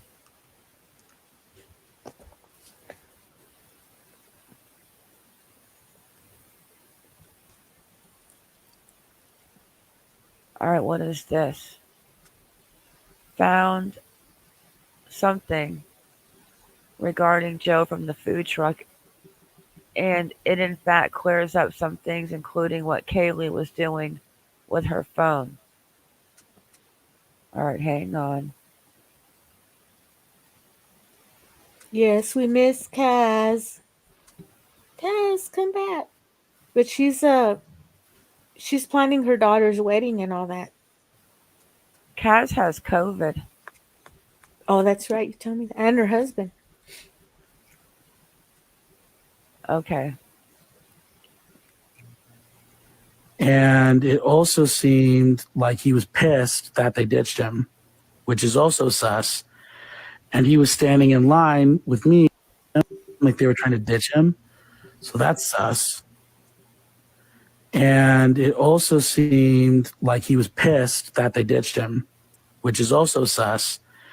And he was standing in line with me, who was waiting for food, but he, after watching the video, homeboy never ordered food. He never even went up to the counter. Also sus. So I could understand why people think it's him, but we don't know anything. Yeah, I remember she said that because, she turned around because I think he said like, "Oh my God," because she was like really drunk and was doing like it was kind of funny. I don't think Joe knew that they came there together, the three of them, at this time. I don't think he knew they came together. And his whole comment about going when Maddie bumped him, when she bumped on me, I was like, ew, she was drunk, and that's like something an incel would say, in my opinion. But he has kids. Can you be can are there incels that are not virgins, I wonder? Once you had it a couple times, whatever, and then you no longer can get a girl, so you turn into an incel. Can that happen? I'm gonna have to look into that. I think so. But I think when I saw that YouTube video about him, I think what they meant is that he's kind of like the Christians too, that they believe that the women should be submissive, stay home, you know, bear the children, and they do, they're the macho, and they own the wife. I think that's what he's about. So the rumor he's gay now. That could be why he said ew. Okay. But I think this was before he knew that they came together to the food truck from the club. Okay, let's hear what he says. She was like trying to grab food and stuff, and I think she turned around and said, "Hey, like fuck you!" Like she was like saying it to him, like don't laugh at me, kind of thing. I've been craving that ever since I heard about it and Googled the menu, but I'm in Australia. Well, oh yeah, Jade, I was earlier. There was a guy on here from Australia. And I was showing him my bloodstones. I was like, God bless you guys for making bloodstones. I love those shoes. Those are like, I wear them like all the time. What the hell is and that? Bloodstones. Did they even speak to him? Yeah, they talked several times. Yes, and you see Maddie taking a picture above her head of him. She wasn't. She wasn't. So I don't know why people keep saying that. That wasn't what was happening. She was so Maddie was reaching into, people were saying she never climbed in the grub bus. That's actually, maybe climbing is not the right word, but she was like reaching around inside the grub bus trying to grab food. And her friend Kaylee, who was the shorter one, was the one I think you're talking about. She had the camera held up high because she was trying to videotape Maddie reaching around inside the grub bus, which was part of the reason why the grub bus guy just gave them food. Like, hey, don't be reaching in here, you know? And meanwhile, there's a driver that had pulled up for them that was waiting for them. And he came out and was like, hey, what's going on? Let's go. So I don't know what, that's another rumor that's just spreading around. People are like, she was taking pictures of him. She wasn't taking pictures. She was I think it was Snapchat. If I remember correctly, she was like snapping somebody, or she was snapping Maddie being silly because Maddie was very drunk. Oh, thanks for the clarification, because people are really running with that comment. Yeah, I know. Like they were trying to ditch him. Huh. He seems like a cool guy. Yeah, I don't think Joe had anything to do with it. And not to be mean, but I think Joe's a little too out of shape to go and do what that person did and get away with it. He's too big. He's too healthy. Well, some gay guys do marry a woman and then they want a baby. Yeah. Or they try to deny that they're gay and they think by maybe getting with a woman it will go away and they have a family. I've known a hairdresser I worked with that left his wife 20 years later and stayed with her for 20 years. But he always knew he was gay. Yeah, look at that guy. I can't remember his name. He's married to one of the mom of the Kardashians.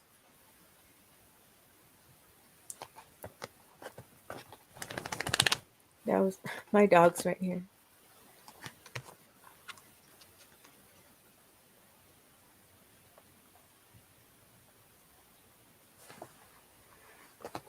Yeah, some people are just reaching so hard. Me?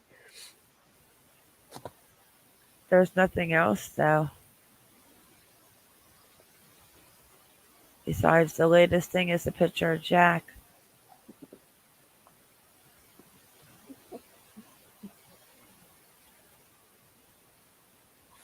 Oh, wait a second. Here's something.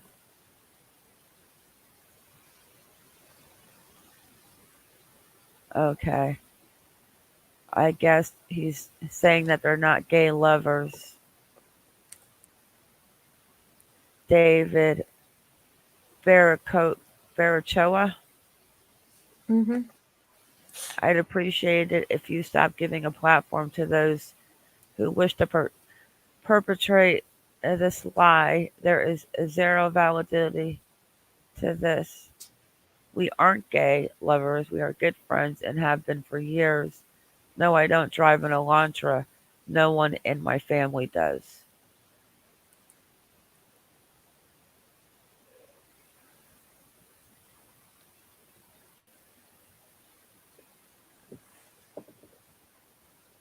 Huh.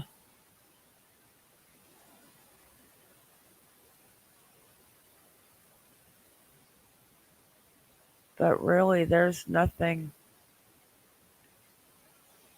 nothing new.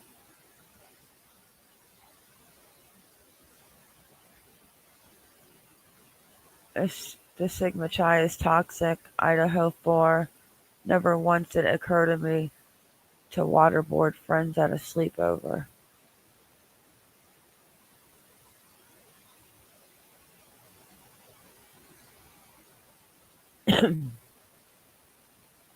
All right.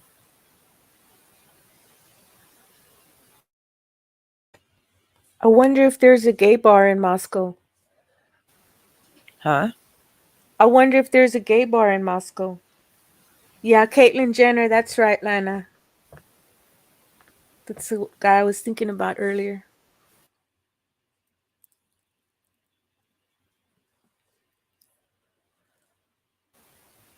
Well, And the 30th is the remembrance for Kaylee and Maddie. But that's Oh, it. Except for the Reddit haul for the incels is crazy.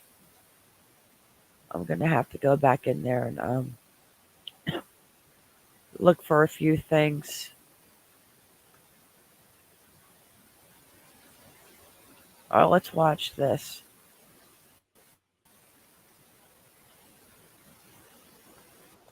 Hello, miss. What's your name? Xana. Police confront one of the victims in the Idaho University murders. Body cam video obtained by a web sleuth shows cops at the house where the murders happened for the second time in one night.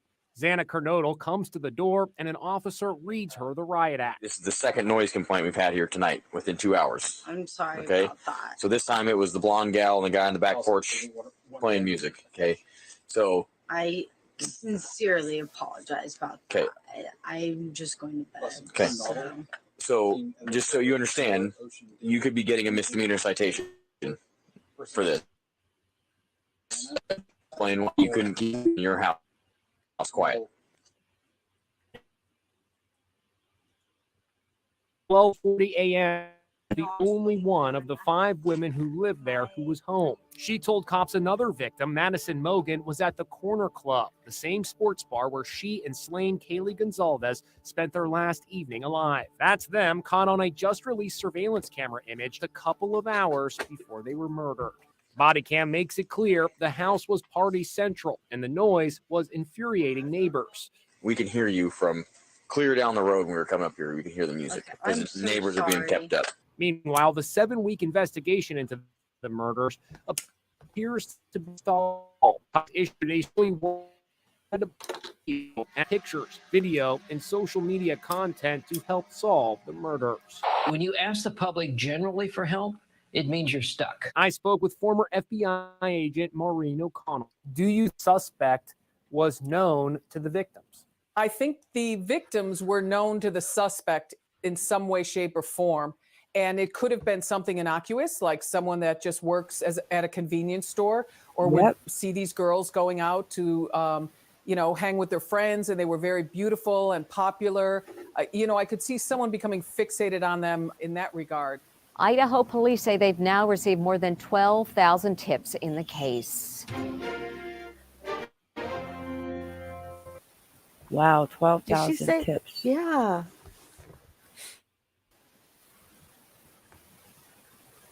I have the video ready. All right. What video? About the Christchurch. It's only a minute and a half. Okay. It's up to you. But it is on So my it says TikTok that page. Idaho Moscow police chief floats potential release of 911 call. I heard Hunter made the 911 call. I forget who Hunter is.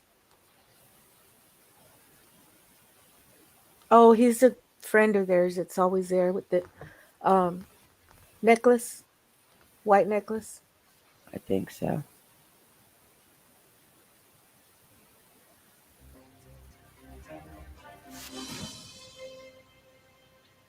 Well, Moscow police are coming up on 7 weeks now investigating the murder of 4 University of Idaho college students. Are there They 2 still hunters? no murder weapon, no vehicle. So is there someone tied to this case Hey, who perhaps Jennifer. knows more Hey, than they're my letting ugly on? cats. This is what Moscow police seem to think. In an update Tuesday, police said, quote, investigators believe someone has information that adds context to what occurred on the night of the murders, and they're continuing requesting additional pictures, video, and social media content. Let's bring in Chris Swecker. He's retired FBI assistant director. Chris, when you hear this from Idaho police, do you think this is a fishing expedition? They just want to get as much information as they can, or are they sending kind of a message to potential suspect by saying someone is withholding information? No, I think they're fishing. 7 weeks into it, I think a lot of resources have drained off. They still have some FBI agents, and they really need more analysts, in my opinion, going through the data that they have using artificial intelligence and case management application that the FBI brings to the table. But I think they're fishing for more leads. They may know a lot about the crime itself or the crimes, and they have virtual layouts of the crime scene. They have all their trace evidence that they've collected from the scene, but I don't think they know anything about the killer. When you say that you think they need to bring some more analysts in, is the implication there that they're understaffed in some capacity?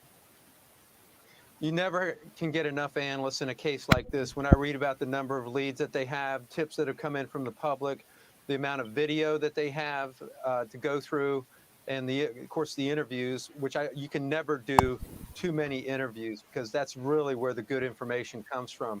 But all that information has to go into a case management application. The FBI brings that to the table. Then the analysts can sort through that and make matches or try to make matches or test out theories or test that any leads that have come in, test those leads against the data that they have to see if they're credible. So this is a time for analysts more so than the actual investigators on the street. They've gotten more than 10,000 tips so far, they tell us. Take a listen to Jonna Spilbor yesterday and what she said about what you just mentioned. How about taking a second look at those potential suspects that they quickly dismissed? Secondly, how about let's investigate outside the box? And I'm not suggesting that, there's anything nefarious going on within law enforcement, but let's take a look at people, security for the campus, for example, people you would never expect. Sounds like something you could do with some more investigators, some more analysts. You sure could. I mean, sometimes there is tunnel vision, and I personally, I believe that there was some tunnel vision in the beginning and all this rhetoric about targeting a specific person and everybody else is okay because this was a targeted attack, which turned out to be, I thought was absolutely untrue from the very beginning. They had no way of knowing that. I think that is a reflection of some tunnel vision. I don't think they created a large enough perimeter for their evidence tape.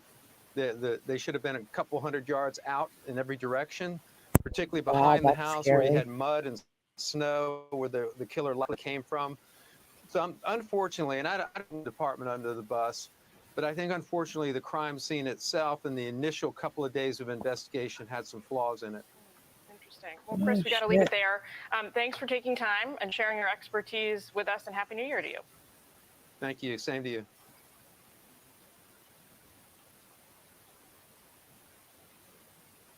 Wait, what, my elderly cats?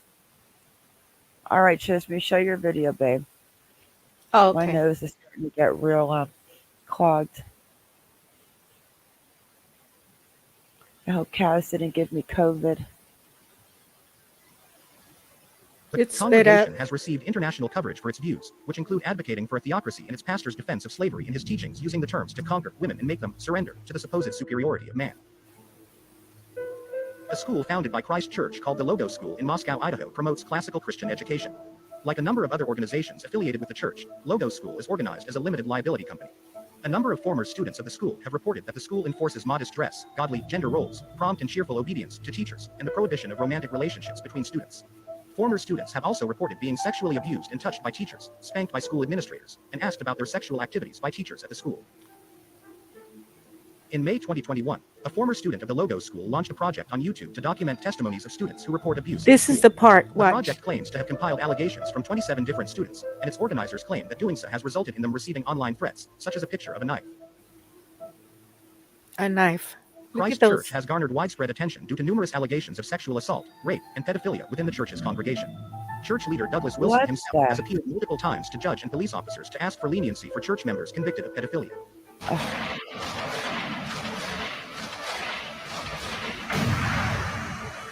Excuse me, share your TikTok link. That's it right there at Chisme Control. Oh, so that's it. Stop sharing. Well, that's that just puts a little extra layer on all of us crazy web sleuths. And there's a lot more videos on YouTube. Just look up that guy or Christ Church, and they do they stream. Well, right now I'm waiting for Dale Carson to hopefully say yes. I just pray that he doesn't click into a video where we're talking smack or something and we scare him away. or pee. Oh gosh. Speaking Well, of, when I emailed him, I said, I'm definitely no Nancy Grace. But he got back to us twice. So we'll see. And I'm trying to get a date with an incel. I'm just trying to see who's lurking in the Idaho area. This God, they're just so weird. Like they are weird.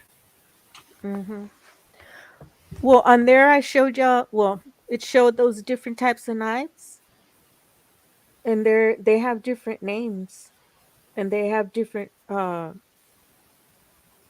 a different purpose. Can I read a few? Maybe Yeah, go three. ahead. There's one Like called wait, like different ways of killing someone. You use a different using, knife. yeah, the ones Oh that work. God, I can't. Okay, let me Okay, mute. this is number 5. It's called a cinqueria, an Italian Renaissance weapon. This dagger derives its name. Wait, let me see if that. Uh, yeah, it's supposed to be the width of it below the handguard. It's a heavy weapon that was carried in place of a knife or sword, and the attack was made with the side of the wide blade rather than the point. Okay. Number 6. My gosh. It's called a seax. The number of this dagger literally translates to knife in Old English, and the Saxons drew. I can't read that part. People from this weapon. It was just an all-purpose tool. Okay. Bagnak. This claw-like dagger originated in the Indian subcontinent and was designed to fit over the. I can't read that. I mean, it's blocked, that word. If like brass knuckles to be concealed in the palm. In Hindi, the name of this weapon translates to tiger and made to slash through skin and muscle. That's a pretty accurate description of this weapon. It's kind of like a, you have to see it. It's on that video. There's one called Jambias. This sort this short curved blade dagger came from Yemen and Arabic men who. Wait, excuse me. Spell the names and I'll show it. Okay. This one is called Jambias. It's Jambyas.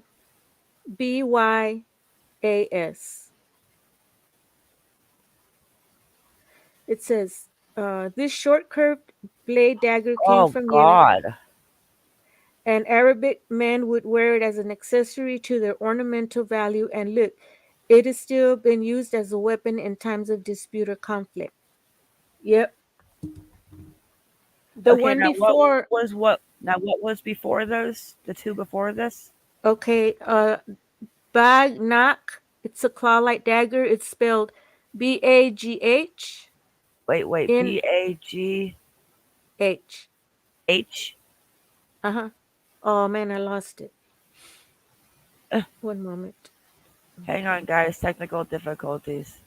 Yeah, I went backwards. Damn it. You're okay. That Okay. knife is scary. Okay, check this one out. Bagnak. Bagh. Oh yeah, you got it?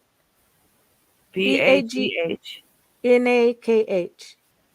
NAKH. Yes. You know my ears are Bagnak. so clogged. Bagnak.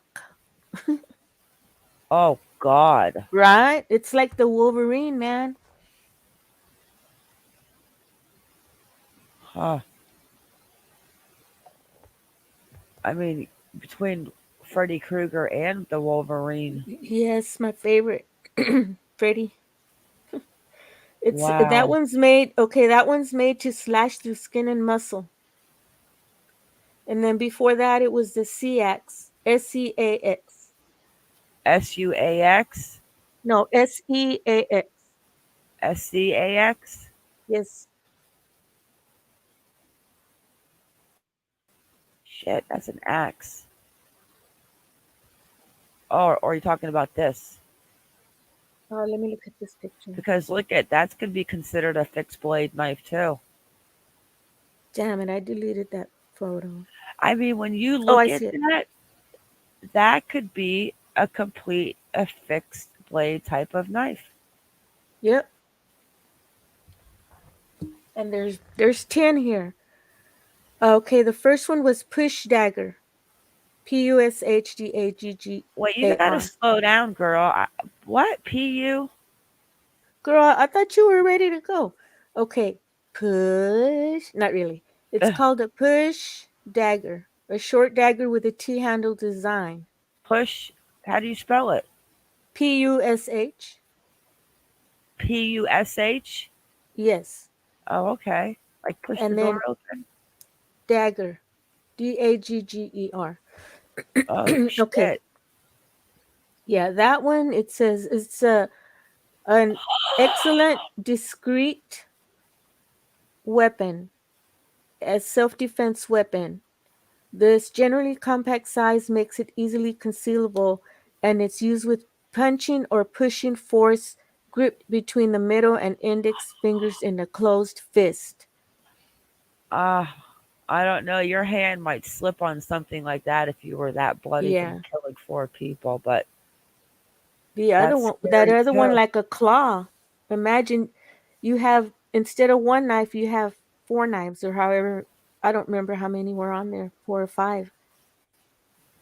Okay, so Right? continue So, reading what they do with these. oh, Hey, well, we Lynn, got, okay, we have what is number, the name of this church? oh, shit. It's called Christ Church. Okay. So when that one girl made a YouTube channel about what was going on with her being abused, you know, with other women, they started sharing their stories, and that someone sent them pictures of a knife, emailed them. Okay, I messed up. So it says that, yeah, the Christ Church has garnered widespread attention due to numerous allegations of SAR pedo within the church's congregation. Yep. But they want it to be a Christian town, and they want everyone to just, follow the Bible.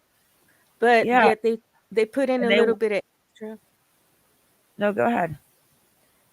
You know, they do their own thing, like accepting pedophiles, and they don't accept LBGQ.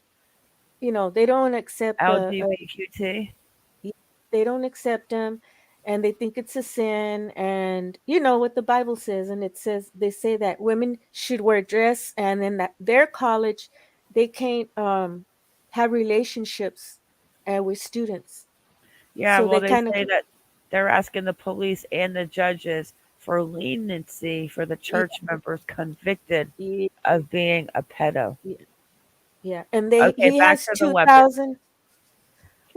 Let me say one sentence. Uh, they have 2,000 members in their congregation, so that's pretty big. That's a lot of people. Okay, so okay, I was gonna tell you a mistake I made. I started at number 5 because that's a picture I had, but now these they're number 1, 2, and 3. So this is called the. Wait a minute. No, I'm right. No, never mind. Okay, we got the Jim Bias. It's called Yeah, JAMBIAS. we did that one. Oh, trench knife. That is crazy. We Which did this in Quara, the CX, Bagnac, Jim Bias. Trench knife. It's called knuckle knives.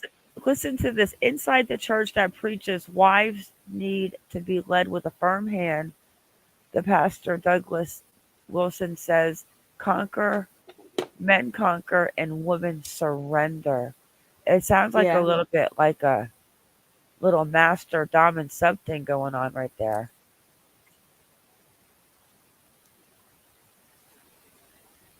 That's And insanity. women can't have short hair. Hello. Okay, what's the new knife? Mm. Wow. There's a trench knife. It says, also called knuckle knives, these daggers were created to use in close quarters combat during World War One, when the fighting was taking places primarily in the trenches. They became important weapons in a style of warfare that depended on overtaking an enemy's trench line. Both the Allied and Axis forces continued to use them during World War II and improved on the original design. See that one? You won't slip because it's got the knuckle thing. Yeah, and Knuckle. that one's got the handle too. Hmm. And it's military, Holy shit. right? That is pretty effing freaky, right, Eric? Huh. So that was used in that's used in the or was used in the military. I've never seen one. Wow. Yep. You ready So for these the are the next one? knives that are used in this crazy church. Uh no, these are pictures of knives, and they sent pictures of knives to the people that were exposing them. So I went and looked at the type of Oh, knives that would cause a gouge, and these are those type. damn. I don't know what kind of photos of knives they sent the girls, but they did send them, and it was kind. To me, it seems like it was a warning or a threat. And now this happens because the girls were, happy, wild, and free. And Yeah, then there's one. there's a church in Moscow that's a cult, Yeah, and it's called the Church of Christ, Christ, right? Christ Church. Christ Church in Moscow. Yeah, and it's in that theater. It looks like a theater. That's the church. Let's go look at it. Yeah. The next one, I'll just read while you're looking. It's called a Kalis, Kalis. It's a double-edged Filipino sword. This dagger has a wavy section that gives the blade a very unique look, and it was used as both a cutting and thrusting weapon. Another unique design feature is the way that the guard flows seamlessly and artistically into the blade instead of being a separate part.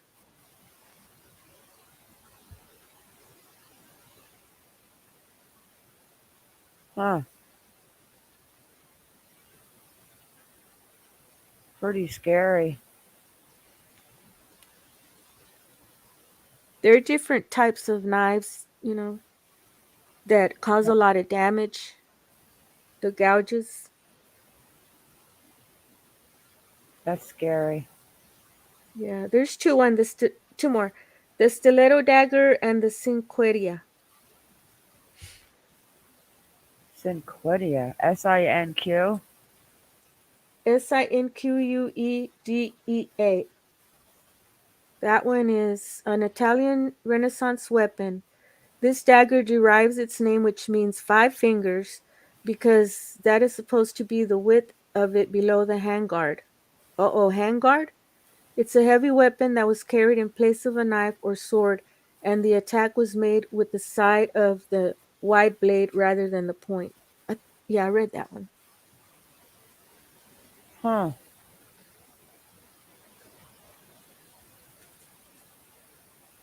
Look at that.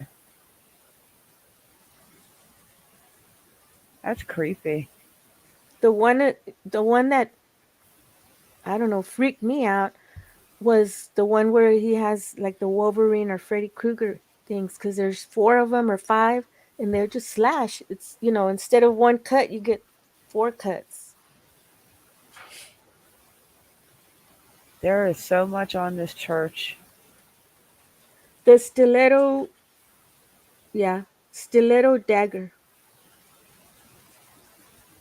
That one is Traditionally long and slender, this dagger was primarily intended as a stabbing weapon and not for slashing or cutting. It was born in Italy and adopted as a favorite weapon of the medieval assassin because it could be easily concealed and could penetrate the heavy clothing of the times.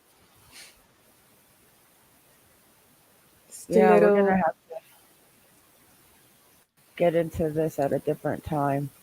I'll Yeah, show the if you page to the church, but yeah, yeah, this is crazy. you can look up the knives.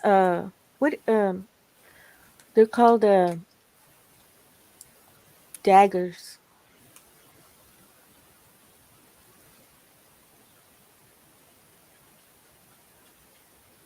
Oh, get involved.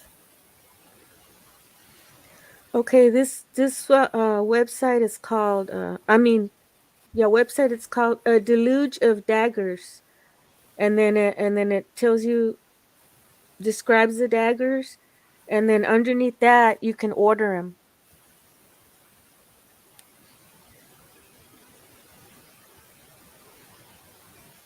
Hmm.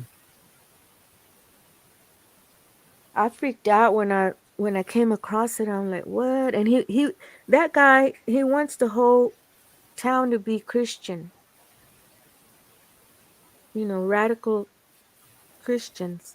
That's funny. The woman's page is gone. What woman's page? I was looking. I was showing the church, Oh, okay. and I was showing the knives as you were talking about them.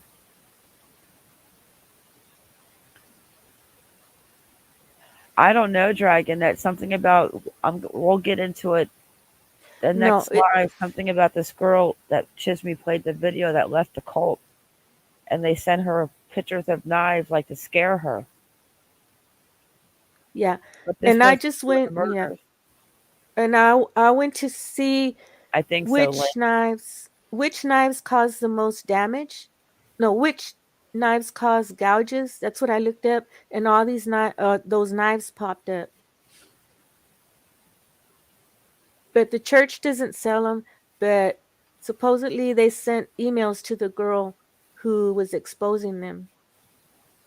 But that church is a multi-million-dollar church because they do other things with magazines and they do a lot of stuff. Wow. And you see how they dress, the girls. I mean, they're beautiful. If you got it, flaunt it. I mean, damn, it could be somebody from the church.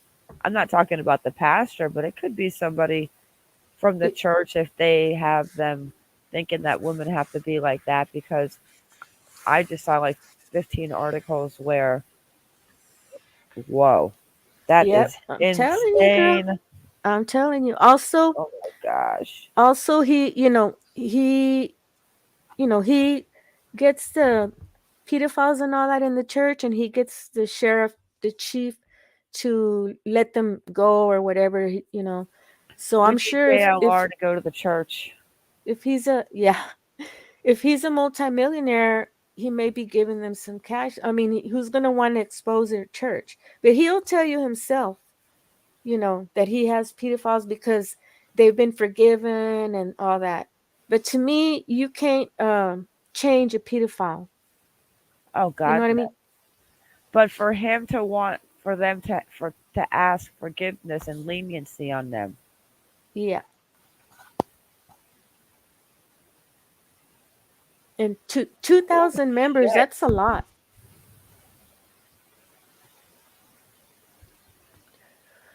And he said that there's 30 pedos in It's on Moscow. Jackson Street. Yeah, it's that theater like place. Well, it's an old theater. Wow. All right. I am spent, girl. Okay. Yeah. Good show, everybody. Everyone, thank you for coming in. I'll see if I can get some dates going on my new website. Hopefully, Okay. Mr. Carson will come visit us. Mm-hmm. I think he might. I'm going to be positive about it. So, Mar, what do you think about that church that I just send just a small tip, or you think they already know that about? I'm sure they know what's going on. One of the mayors was Oh, against they his know. views. But I wonder, I mean, it's weird that somebody would send her the pictures of the knives like that before the murders. Yeah, not those knives I showed. Those are Oh, I just know. examples. Yeah. I know. I would like to see which knives they sent. Maybe Just we can get a weird. hold of the girls. I'm gonna look up their YouTube channels. Yeah, well, I found a couple of videos where she's doing interviews. Yeah. See what we can find on it, but that's insane. Yeah, maybe the creepers. Maybe he's part of the church. Maybe he's one of those 2,000 people that follow that church. Yep. Hypothetically speaking, Allegedly. for Everyone, thank you entertainment for coming purposes. in. Thank you, Thank you. Mar. Thanks for having me. I had fun. Me too. All right, guys, stay vigilant and keep your babies safe and have a good week. Bye. Bye bye. Adios, Chesme Petrol. Adios. Hasta mañana.